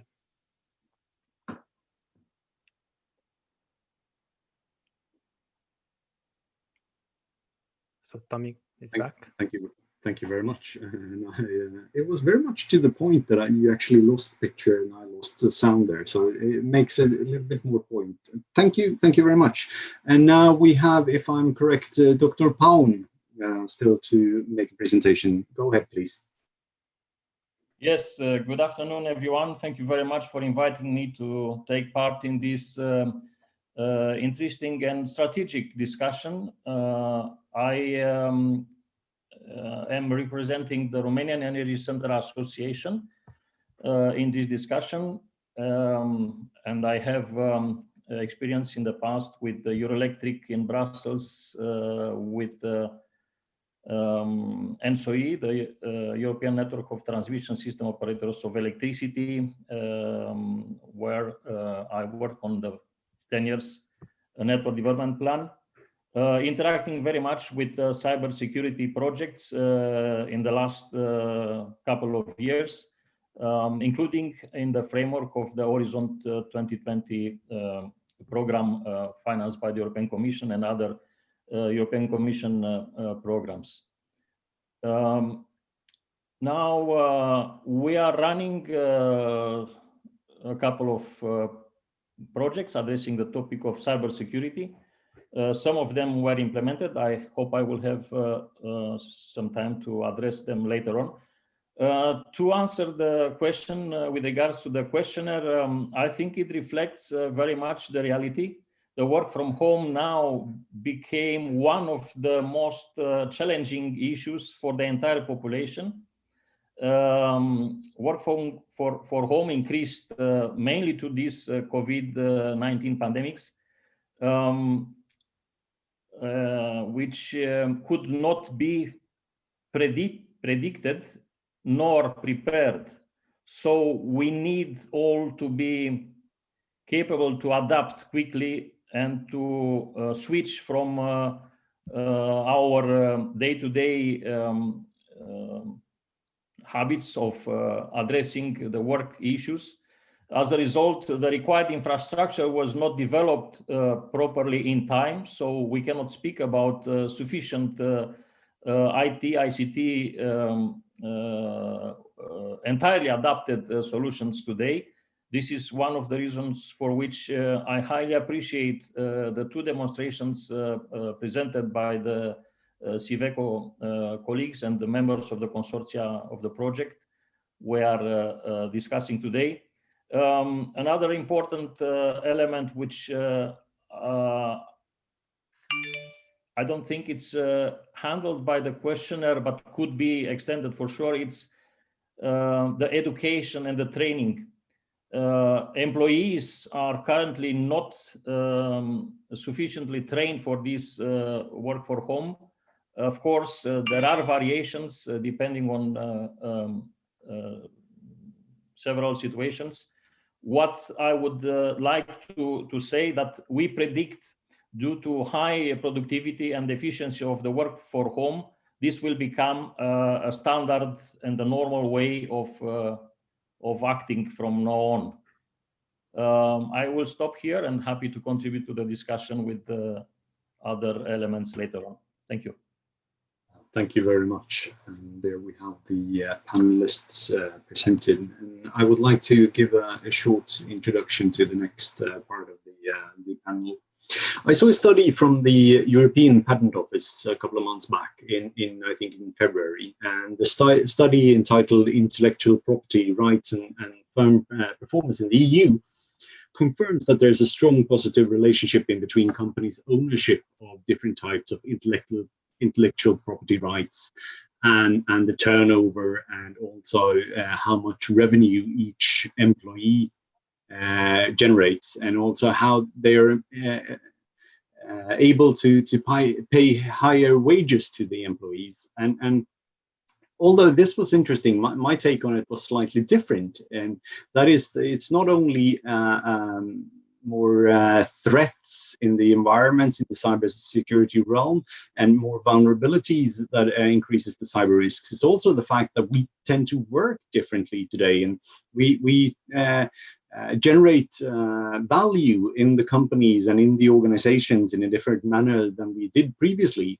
And my question, starting off the second, are we aware of how we create value in the organizations in the area of information when we're sitting at home? Has that value creation changed for the companies when we're sitting at home? And I'd like to start off with Dana, please. Well, we in the IT field, we are used to work collaboratively before and use specific tools. So we work in teams with various roles around the project manager. So I don't think that creating value from home is harder.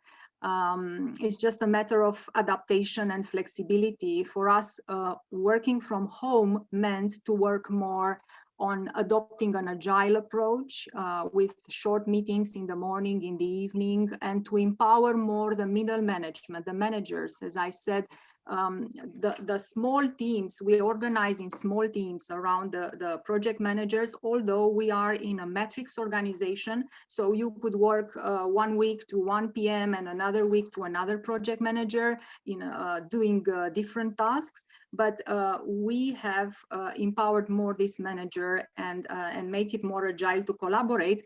But I agree with David. Yes, the biggest issue we have right now is dealing with junior people. It's induction of onboarding new people in the company, and secondly, coaching, mentoring the juniors that we already have, our colleagues that are new in the company and are very young. The productivity for us, at least, it stayed the same. Computed in 2020 comparing to 2019, we expect to grow, as Mr. Paun said, that it will grow from home. But as we were used dealing with this collaborative environment, it will not bring too much difference. Yes, I do believe that the future belongs to working from home, maybe in a mixed way. Some days at the office, some days from home. Because let me tell you from our experience, we have colleagues that cannot work from home. They have several children, a small house, everybody's doing school online, everybody's working from home. And they ask us if we could help them, and we help them, providing them place in the office in a very safe way, secured way, based on scheduling, not to be crowded.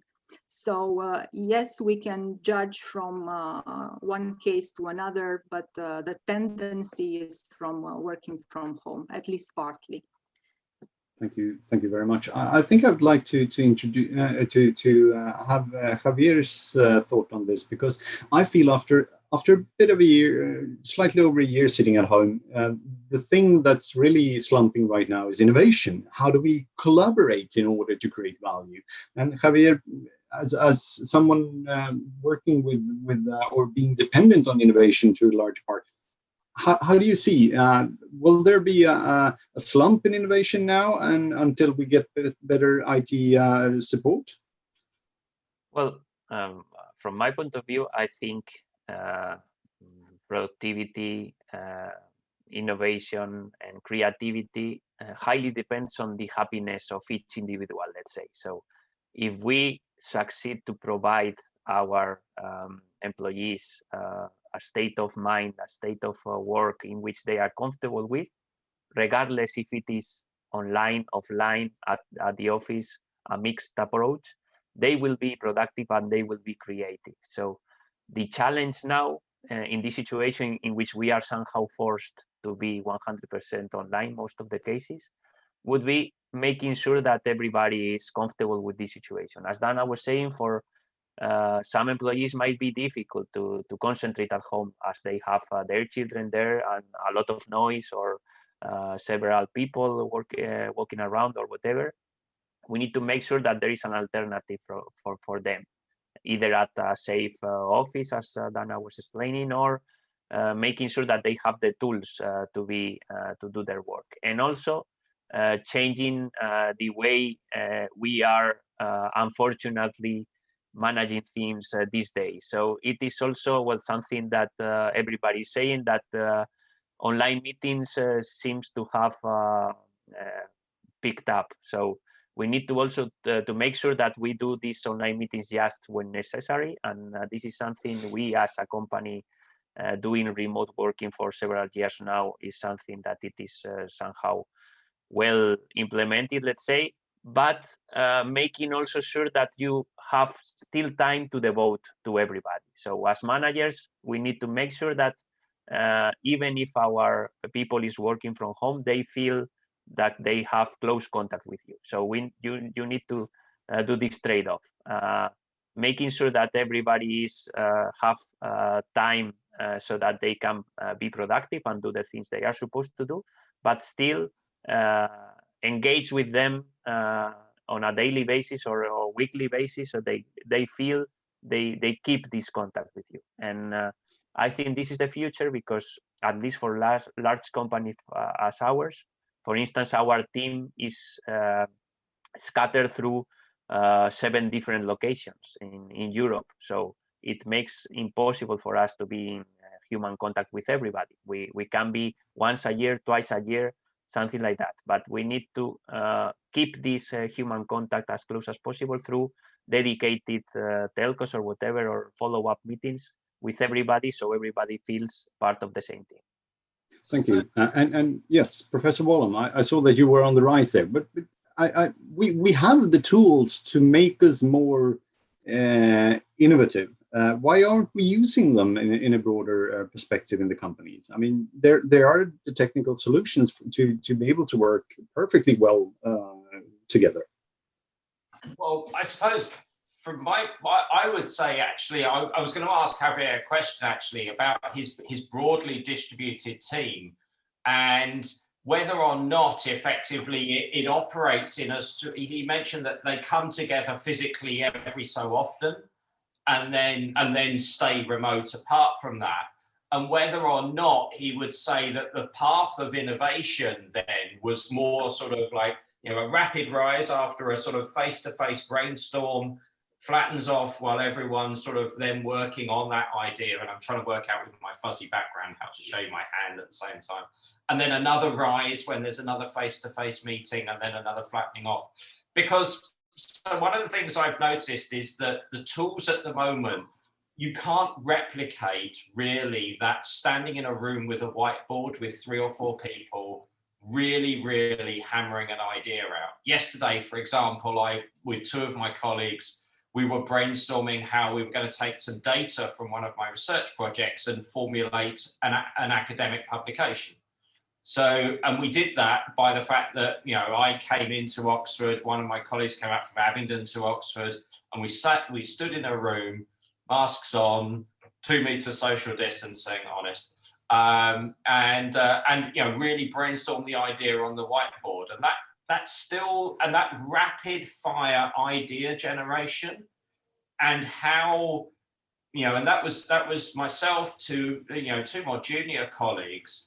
That sort of type of capability is what I think we're missing in the systems. And also, if we're not careful, that skill that we expect people to have when they come together, to be able to form ideas rapidly, to really bounce off each other, is in danger of being lost if we stay apart too much. That to me is coming back to my point and to Dana's point from earlier.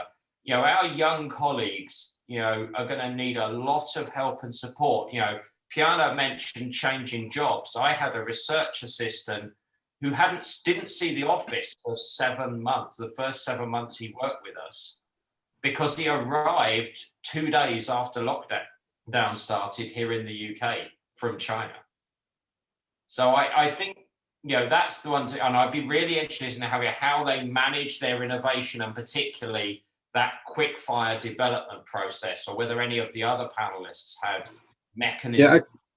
Yeah, a quick answer from Javier, and then I'll hand the microphone over to the other panelists. Okay, thank you. So yes, I totally agree that innovation is boosted whenever we meet physically, let's say, or at least it is also the time you need for something physically, maybe 2 or 3 times the time you would need for a similar thing if you do it remotely. My approach, at least for this, the paramount thing is a team belonging feeling on everybody. So my approach is trying to do once a week or every other week at least meetings for the people to discuss not work. So for instance, virtual coffees in which we talk about ourselves, our interests, the things we have been doing on the weekend, if we are sports fans or whatever. So make sure that there is this team belonging feeling among the team, so they can collaborate each other and they can engage individually and so on. And then, although it is true that in a normal situation, we would gather the whole team just once or twice per week, we really do more small meetings, let's say, more often, once per month, once every 2 months, because we are working in clusters for different projects. So the people working together in those clusters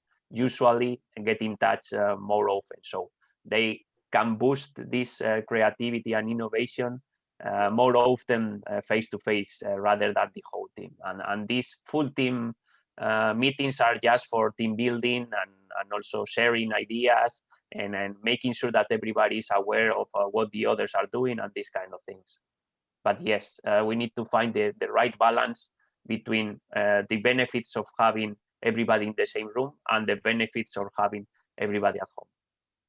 Thank you very much. And I think I'll letting Dr. Baum here, and maybe also have a perspective on the energy industry, because there's a large part of the energy industry that actually can't be distributed and sitting at home and working.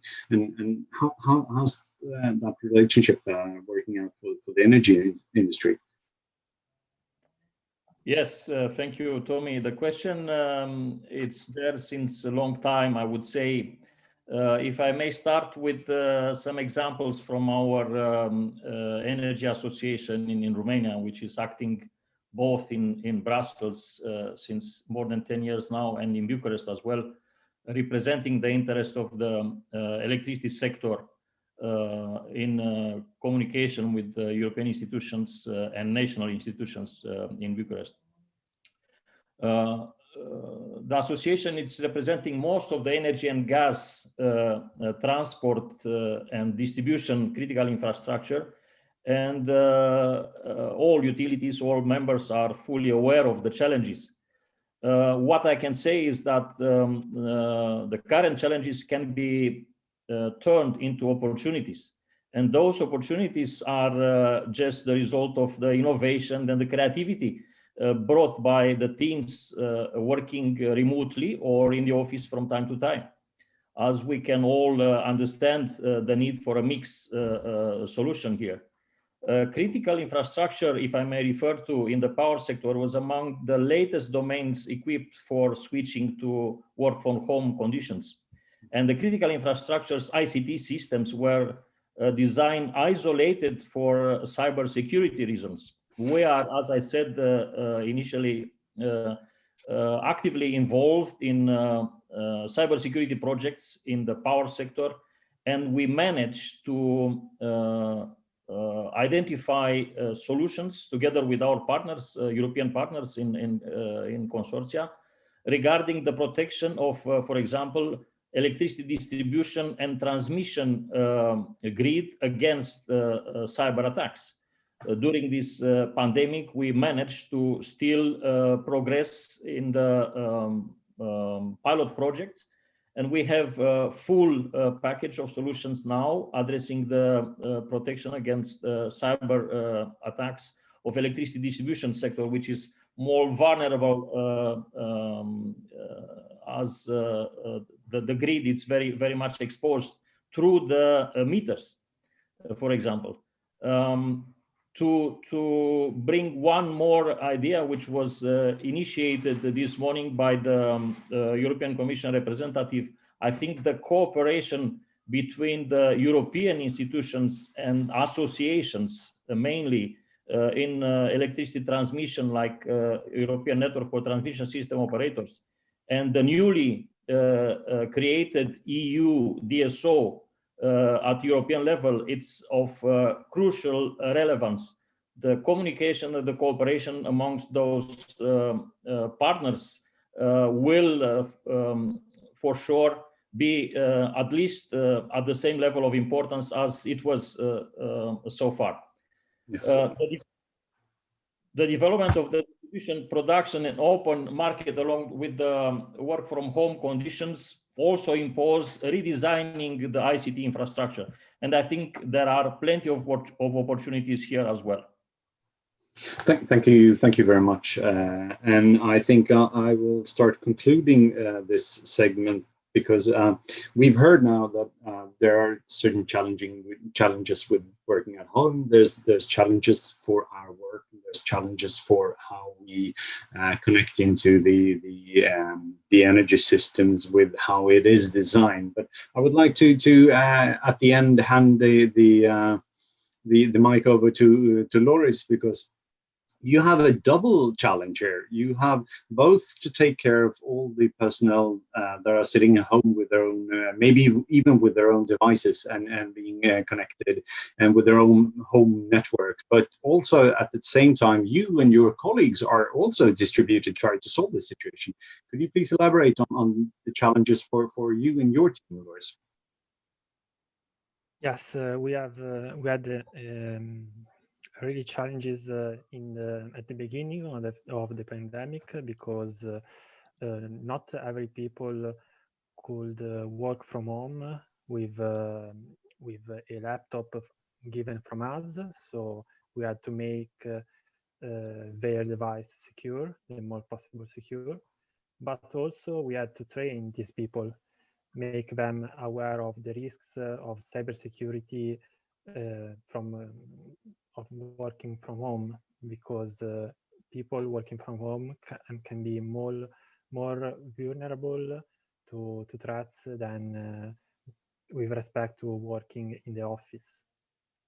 And also we've as said by Dr. Paun, some people can't work from home, especially in OT environments. We still need people to be physically on the plants in case something can break up, or just simply to unplug and unplug a device. So I think we need to find in the future the right balance between working from home and working in the office or physically. Thank you very much. And although I could sit here for the rest of the day just talking to my panelists, I would like to thank everyone for accepting this challenging 30 minutes, but still it's been enlightening.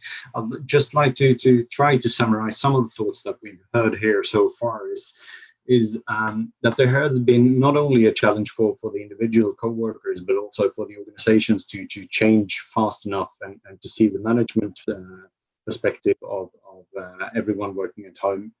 We heard that a lot of the opportunities could be connected to having happy and happy and productive workers, if we can supply them with the IT infrastructure and the applications they need in order to be able to cooperate and interact during a normal day. And also that a lot of the workers need to have an alternative work space beside the home, and not everyone can actually sit at home either. Maybe a hybrid solution could be one of the suggestions for the future. We heard that there is an fatigue, an online meeting fatigue coming up now after being stuck at home for 1 year, and we have to look at other ways of maybe meeting more often and meeting in other environments. We also have a problem with introducing new workers or new colleagues into our community, into our social environment when we can't meet. And we've heard examples where people haven't seen each other for almost up to a year now. That is a very, very challenging perspective for both for the ones being employed during these circumstances, but also for the management. Thank you very much, and thank you very much for listening into this panel. I'll hand the microphone back. Thank you. Thank you. Thank you very much as well. Thank you. you. Thank you. Thank you. Thank you very much. Thank you very much, Tommy. Thank you very much, all the panelists. We will not take questions at this point. As we are a bit late, we will continue with the second panel. So Monica Flora. Monica, if you are ready. Yeah, Otilia. Please, the floor is yours. Yeah, thank you. First of all, good afternoon to everybody. It's my pleasure to host this panel. My name is Monica Flora. I'm the head of unit of European projects in CIMAVI. On behalf of Energy Shield Consortium, I'm glad to moderate this panel discussions, and it's my pleasure to introduce the participants of this panel. It's Zara Flux, CTO and security consultant at Admeritia, specialized in security consultant for the process industry, manufacturing, and critical infrastructure.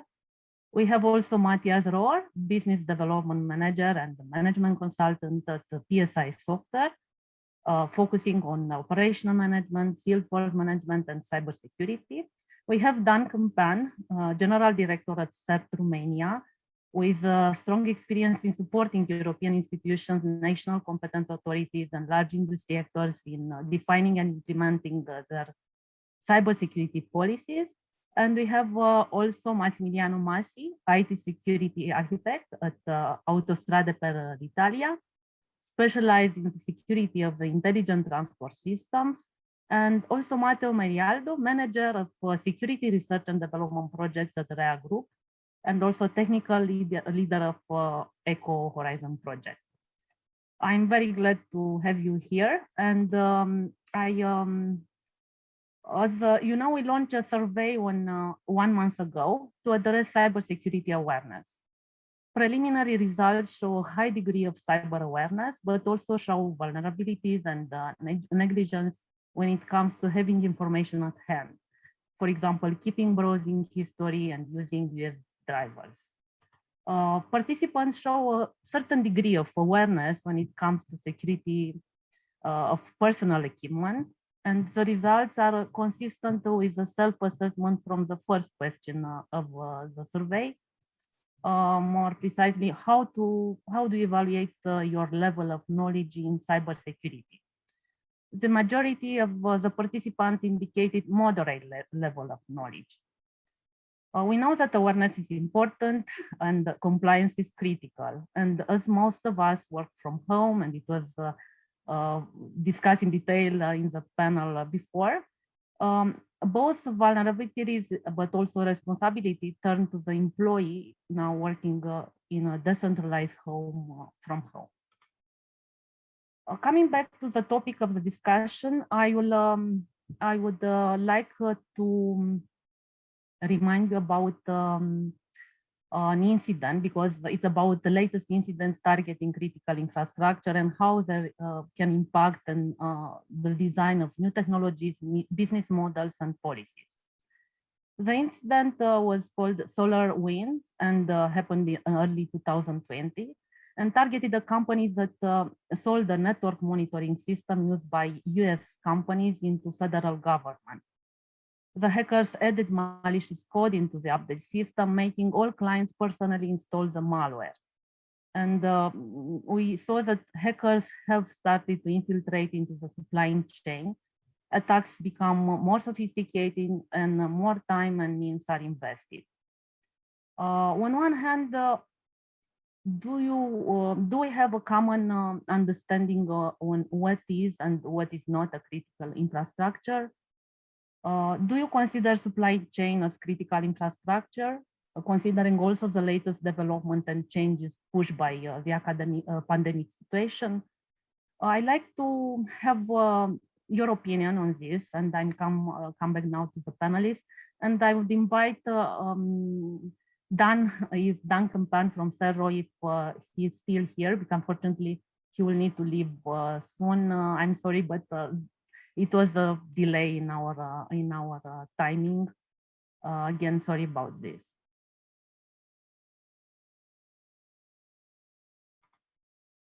If Dan already left,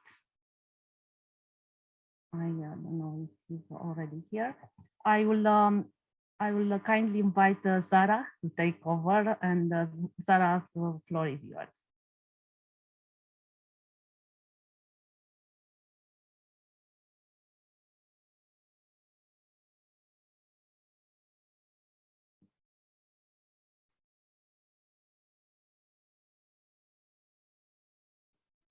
Simon, can you please help Sarah to unmute herself? She cannot do it, as I saw from the chat. Yeah, no, she should. Yes, I can. Can you hear me? Thank you. Yes, Sarah. Okay, glad perfect. to help you. Okay, so we were talking about a supply chain is supposed to be a critical infrastructure. Is that the case, right? Okay. Well, I kind of don't understand the question, because I think supply chains are already, at least in parts, critical infrastructures. The idea of defining critical infrastructures mostly is saying, okay, what is a critical service that we absolutely need to have delivered? And then, of course, the entity that is a critical infrastructure has to fulfill certain requirements. And if we consider critical infrastructure sectors that we already have in the European Union, different countries, some of the entities that are here, some of the sectors that are on the slide here are already in. So, for example, the pharmaceuticals industry is already critical infrastructure, at least in Germany. That's where I'm most familiar with critical infrastructures. And also food suppliers are also already critical infrastructure, and I believe that's not only the case in Germany. And the most important part is, I think, not to think about if you should regard the supply chain as a whole as a critical infrastructure, because where would you stop then? Because everybody is supply chain for something. But it's important that for the sectors that we already declared critical infrastructures, we take a look at how they secure the supply chain. So how they look at supply chains. And I believe in many, many cases, this is in fact already started, already being done, because if you, as a lot of critical infrastructures have to, for at least being compliant with ISO 27K, there's a large control looking at critical infrastructure, and it mostly doesn't hit you at your first audit because auditors tend to first look at things that are easy to see, that you can touch and see, like physical security and like security that you have at your own place, at your own entity, at your own organization.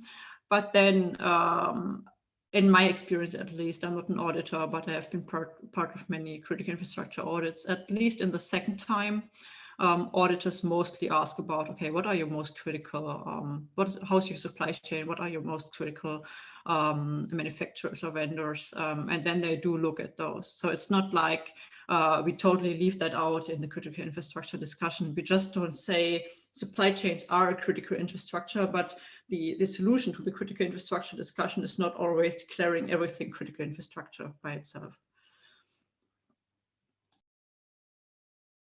Thank you very much, Zara. I would invite Matthias if you can give us an insight.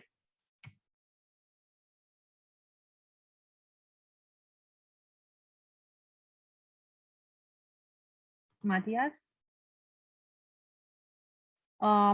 Please unmute yourself. And Simon, if it's needed, could you please help Matthias? As he seems that can. No. Okay. Now you can hear me. Yes. Yeah. The supply chain, I think it has, I'm working for a supplier of control systems, especially also for the energy industry. And your question, it has two sides for me. So if we would regard it as a full critical infrastructure, as a supplier, this would mean many more things that we would have to fulfill. At the moment, the NIS was a great thing for the energy industry, I think, regarding security, but the focus was mostly on the DSOs, on the TSOs.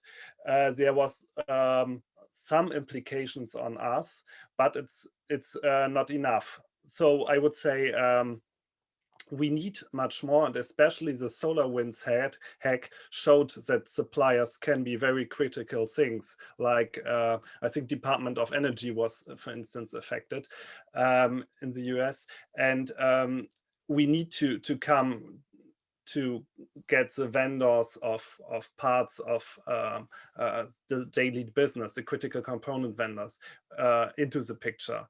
But to some extent, I would have to say no, because at the moment I see the tendency that the standards are rising, but it's not yet financed well enough, especially in the energy sector. If I compare to other sectors like aviation, the security on airplanes and so on, I think there's already much more established that security also has a value. So at the end, somebody has to pay for it. And if the requirements for security would raise concerning the suppliers, then still in tenders, there would be a stronger pressure on the price. And that's at the moment not a good thing. May I ask a little question to Matthias, because he said something that I found really interesting. You're a vendor yourself, you said, so you are the supply chain in a way. And it's interesting that you're saying there are not enough requirements for us yet. So we do need more. And I would be really interested in, where do you have the feeling more regulation or more requirements would help vendors? So what exactly would you need to do more or need to be financed more for? Yeah, so it's a very if you look to the aviation industry, to the airplane industry, if a supplier like Boeing or Airbus provides a new plane, they have to prove that the plane is reliable and also secure, and they even have to prove that their proofs are, from an academic point of view, valid. And such levels are not yet implemented in the energy sector. And maybe you could compare it also to looking at numbers. I don't know the number, but I have the feeling less than 1% of the investments of energy companies go to IT security. Maybe so, and I guess in other industries it's much more. That would be one example. On other parts, you're right, there are already many things, like we talked about audits. I think we have dozens of audits a year in our central headquarter. At the moment, people are also in home office. Yeah, dozens of audits. So every 2 weeks there's an audit, and there's an audit tour. That's already in place. But at some point, the audits stop. For instance, if you use, like we providing a large software, we also have components in our system, external components. Some of those are also open source, like a Linux operation system for some control systems. But nobody at the moment goes to the Linux developers and checks them. So that's a second order supply chain, for instance.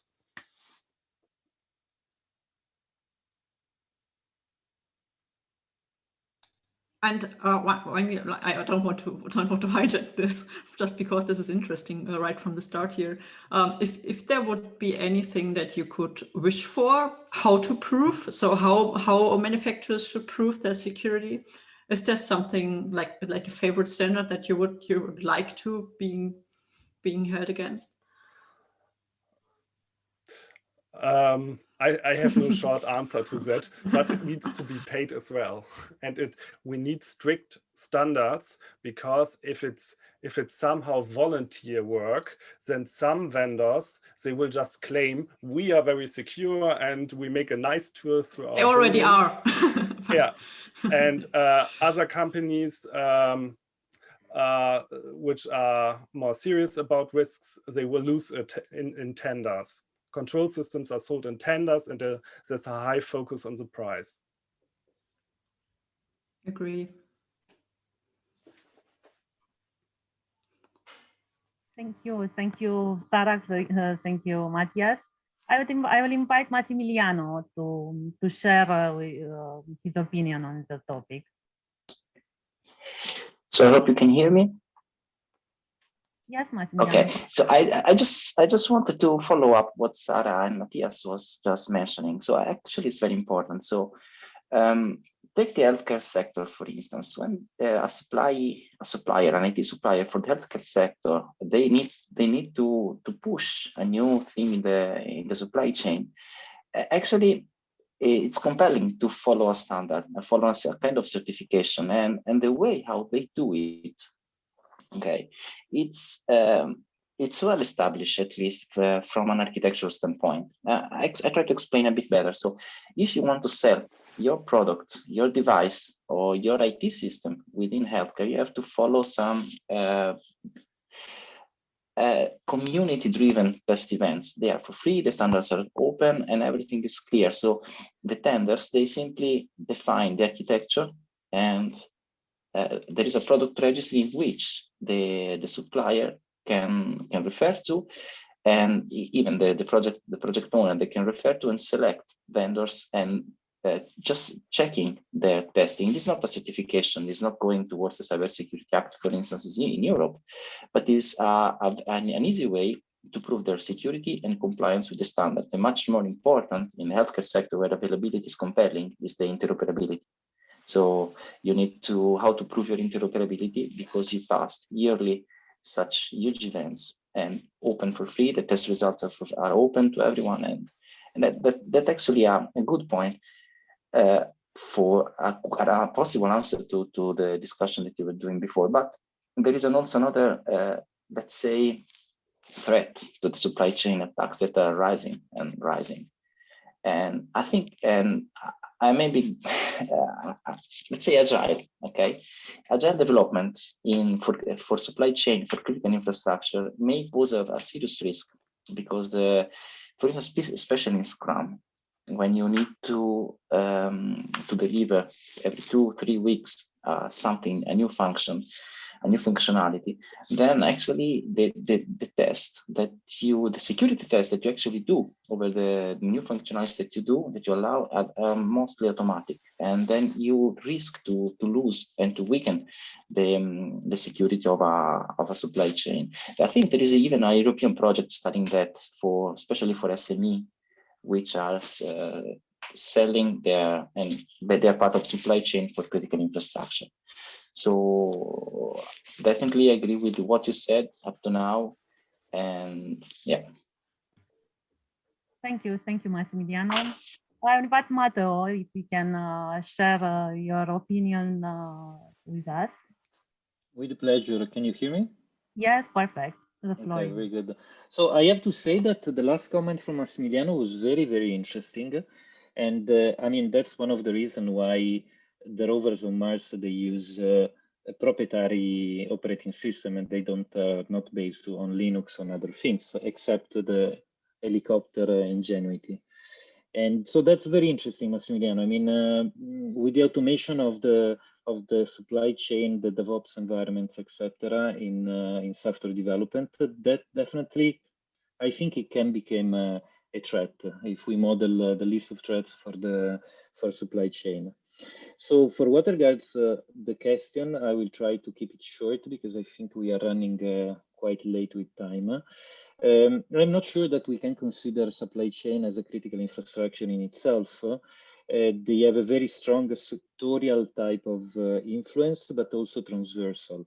What I really think is that we are lacking on the research side, in the sense that there are not particularly strong risk assessment frameworks that are tailored for transversal supply chain type of problems, and definitely I really don't think there are for verticals, so energy or whatever.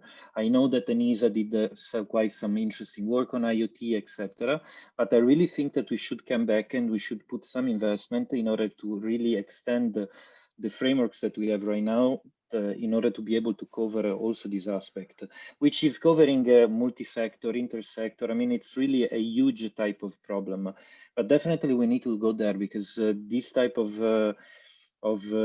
transversal risks over the supply chain are going to be extremely important. So I hope that there will be investment over that and more studies from H2020, Horizon Europe, Digital Europe, or whatever perspective, but I think it's really relevant.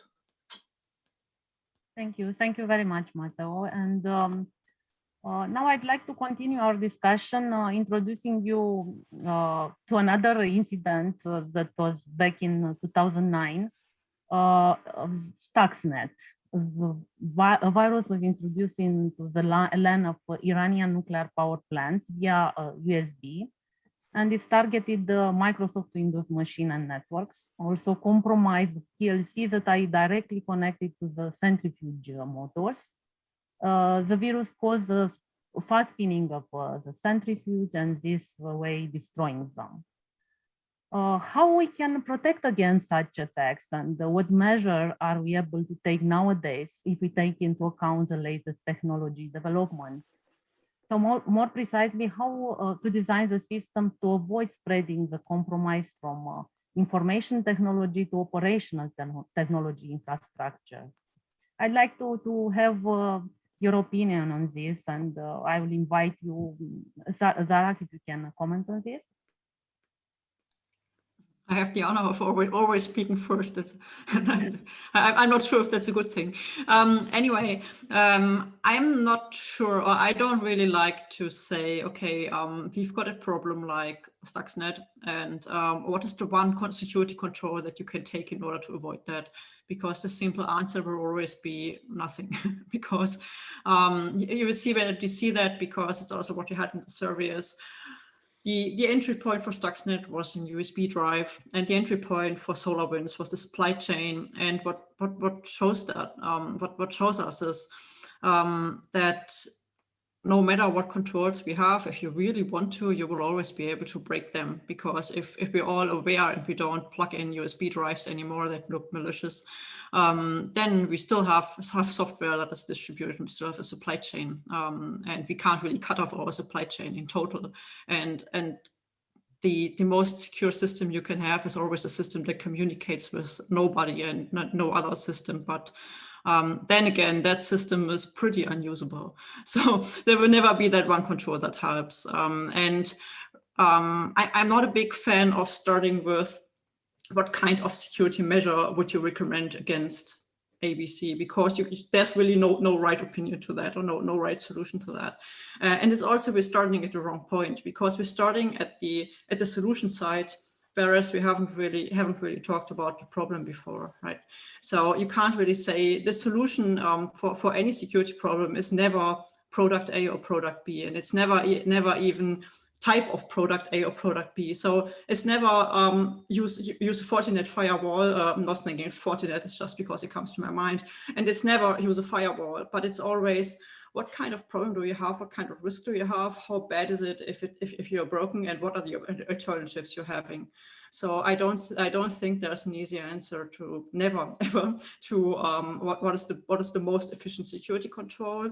And if we have that easy answer, then we can be sure that attackers in the future will attack this easy answer next. So like we had USB drives and we have the supply chain, they will always take the easiest way into your system. And if you have one super smart security gateway, then they will just take another path.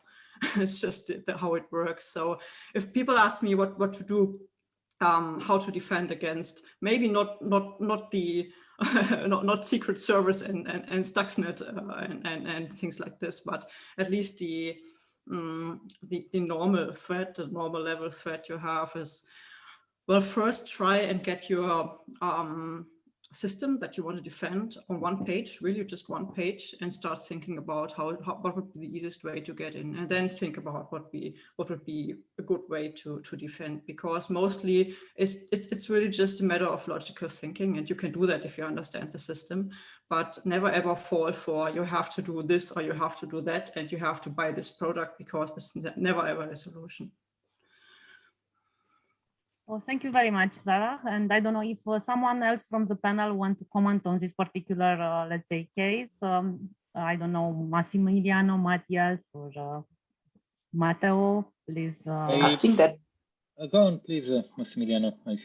I think that what Sarah just said, I think I definitely agree on that. That there is no solution that or countermeasure that can solve all the problems that we even don't know.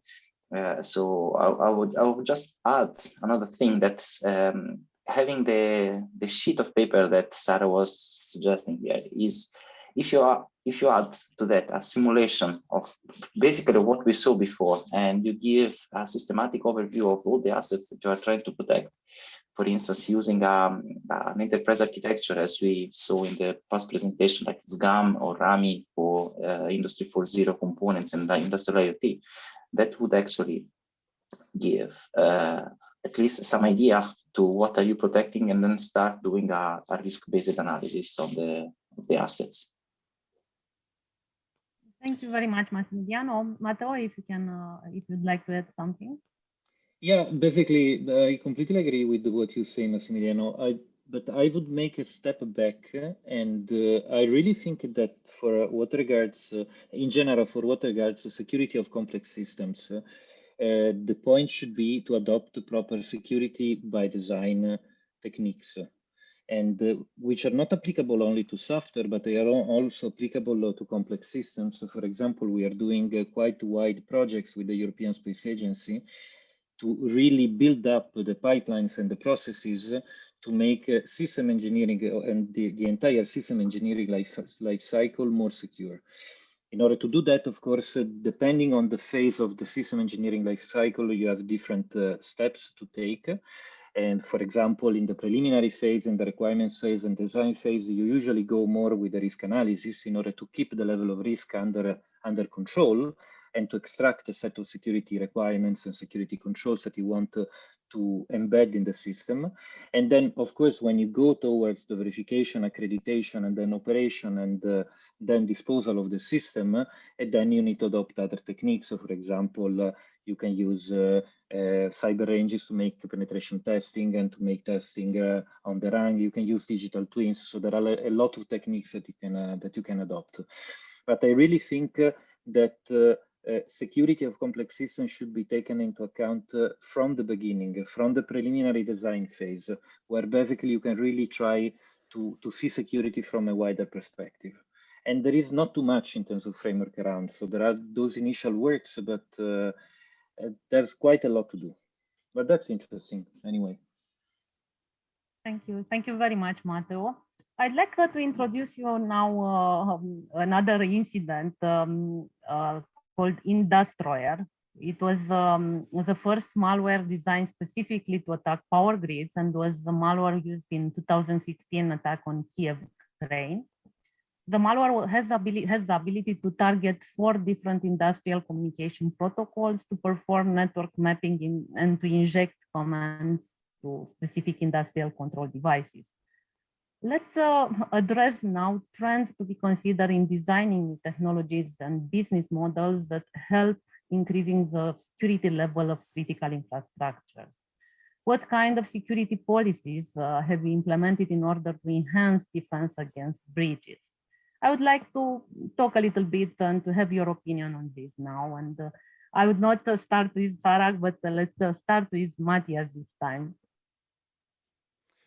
Yeah, regarding this trends, what you mentioned, what we see is more and more the trend of implementing multiple layers of defense. At the beginning, as we have just discussed, is always a clear and rigorous thinking about your architecture, but then you can start building up multiple layers of defense with tools that are there. We have seen several tools in the presentations in the morning, and especially if you have an energy shield approach, you have a combined defense of tools. So this is one thing, because there's no one single wonder tool that helps you. I think that's a strong trend. Another trend, which I would say, yeah, with new security at the moment is a little bit backwards trend. Some customers even go back to older protocols to have more protection, like serial communication to devices. So it's the opposite of the IoT way in order to protect. Data diodes might be a nicer trend, a more future technology trend that's now slowly being adopted in the energy sector. Okay, thank you very much, Matthias. Sarah, can you add something else on top of what Matthias said? Well, I think I contribute something more from the asset owner perspective to what Matthias just said, which I can totally underline. I think we firsthand we need to make sure that we, for security's sake, don't fight the future, so that we don't try and avoid new technology because of security, because that's always bound to fail at some point. And in the end, we have the new technology without having thought about security at all, and then no one wins. I don't think that's a way that makes sense. In the end, security needs to, from my point of view at least, needs to be understand itself as an enabler and as a kind of auxiliary discipline to the other domains. Other people make cool technology, and we have to make it work security-wise, and we don't have to stand in the way.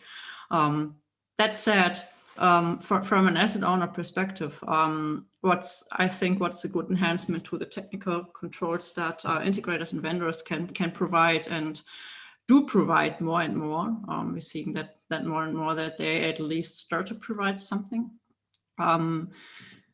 That you need to make sure somehow that the security that you do is well, it's a buzzword, but in a way sustainable, not in the way of ecologically sustainable, but in a way of that you can hold it up for a long time. So you need to make sure that if you have new systems, of course, you try and engineer security into these systems from the beginning, but also that you don't just have one big program, have a big bang and have some sexy security controls, and then in the end, watch them degrade over the next year because no one cares anymore, and people were thinking, okay, great, we've got that security checkbox ticked, and now we're done with security. And the big challenge really is that you have something really unsexy called change management in place. So you really have to get a hand on what changes do we have, and these changes, do they affect the security concept we had that we thought about once 3 years ago or something? Because otherwise you're always bound to being reactive regarding security and not proactive. Thank you very much, Sarah. I'd like to switch now to the last, let's say, point, because the cyber threats are evolving so fast in the current context. How we can address the needs for cybersecurity expertise and training. And I will invite Matteo, if he agreed, to give us some insights from the ECO project, which is a large initiative aiming at developing a European-wide network of cybersecurity centers. And we'd be glad to be partnering in this challenging project. The floor is yours, Matteo. Thanks a lot. So yeah, that's quite a hot topic, and not only in EU, but worldwide. I mean, there is a clear lack of cybersecurity professionals, and in multiple subsectors, security operations, risk analysis, security by design. I mean, there is really lack of professionals. So the good thing is that even if the landscape didn't change in reality too much in terms of numbers with respect to 2-3 years ago, there is much more awareness of the problem. And so, for example, from a European Commission perspective, the investments on raising awareness and also improving the skills frameworks, the training curriculum, etc., it's really tangible. From our perspective, in ECO is a large Horizon 2020 project, more than 30 partners, 16 million. So we are running on the third year of the project. And what we are doing there is basically we developed a framework that can get as an input the capacity building needs of an organization, for example. And as an output, we produce the baselines for the training curriculum that should improve the type of skills that are needed by this organization. We are doing that not only as an output with the normal learning material, PowerPoint or whatever other platform, but we link that to the usage of cyber ranges as an instrument for providing hands-on trainings, which is in general quite a modern way to see the capacity building side in cybersecurity, because you can't only rely on the traditional learning material. You also need to have your professionals to be trained over a proper platform with a lot of hands-on activities. So that's what we are doing within ECO, in building this framework that basically goes from the need to the solution. And also as a company, we are extremely involved with that, in particular with the European Space Agency and others, but we are very involved on that part. Thanks. Thank you, Matteo. If the other panelists, I don't know, Massimiliano, Matthias, do you have something to add on the topics? For the sake of time, I would say that I'll just underline what Matteo just said, and definitely participate in standardization efforts. Roundtables is actually a very good way to increase the awareness and skills for cybersecurity specialists. I want to add two small things. One thing, yeah, it's a moment difficult to learn from energy sector incidents, because in many cases the informations are less shared than in other domains. so learning is more difficult. And yeah, I hope we in the future the awareness rises. We need more security people on the long term also to implement higher standards, levels of security. And at the moment, yeah, the market it's empty, and I hope the universities provide more security people with some hands-on experience. Okay, thank you very much. I would like to, because time is flying, and I would have loved to have more time allocated to the panel. Thank you very much for your active involvement in the panel. I would like to conclude a little bit our discussion on the panel. So supply chain is already a critical infrastructure, but it's important to define the critical vendors and the plan accordingly. We need also to pay for security. We need more security requirements for critical infrastructure vendors. A vendor needs to prove that a new product is secure by using strict standards. Also, Agile poses risk for critical infrastructure because most testing is automatic and can introduce threats. The solution for a security problem, again, is never one product. We should make a risk assessment and threat modeling and implement secure by design from system inception. We need, of course, to adopt new technologies, but we need to make sure that the security is sustainable across the board. And also change management is very important because it can affect security. And definitely, in the last but not the least, clear lack of cybersecurity professional, and it's a competence gap that we face. But we are working on increasing the security curriculum, and the example from ECO project is beneficial. I would like to, I don't know, to give you the possibility if you, I don't know, have, I mean, the panelists, if you have some questions to answer, or if you consider something to conclude now, to add something. I was looking at the questions, but because of the time limitation, what I would propose after the meeting, we'll send to all participants a report, and we can summarize the idea, but also we can answer to some questions if we need something. And I'd like to conclude our meeting. So first of all, thank you all speakers or panelists for your active involvement. The idea that you share with us were very beneficial also for us, the Energy Shield Consortium. Thank you also for the involvement in the survey. Thank you all the participants for supporting this event.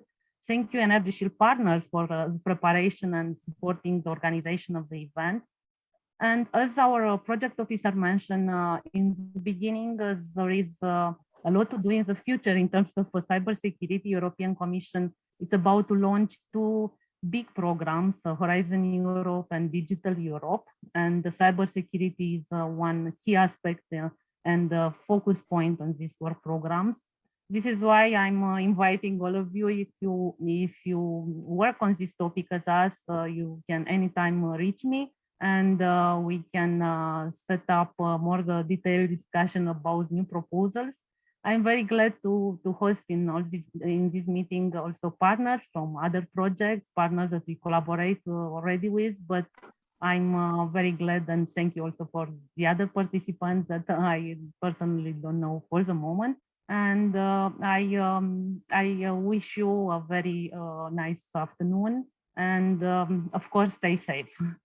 And hope thank you, Monica, for this. I do hope. Thank you, Monica, for these words. If you allow me, I would like to close this day. If you can still hear me, because I had a lot of issues today with okay.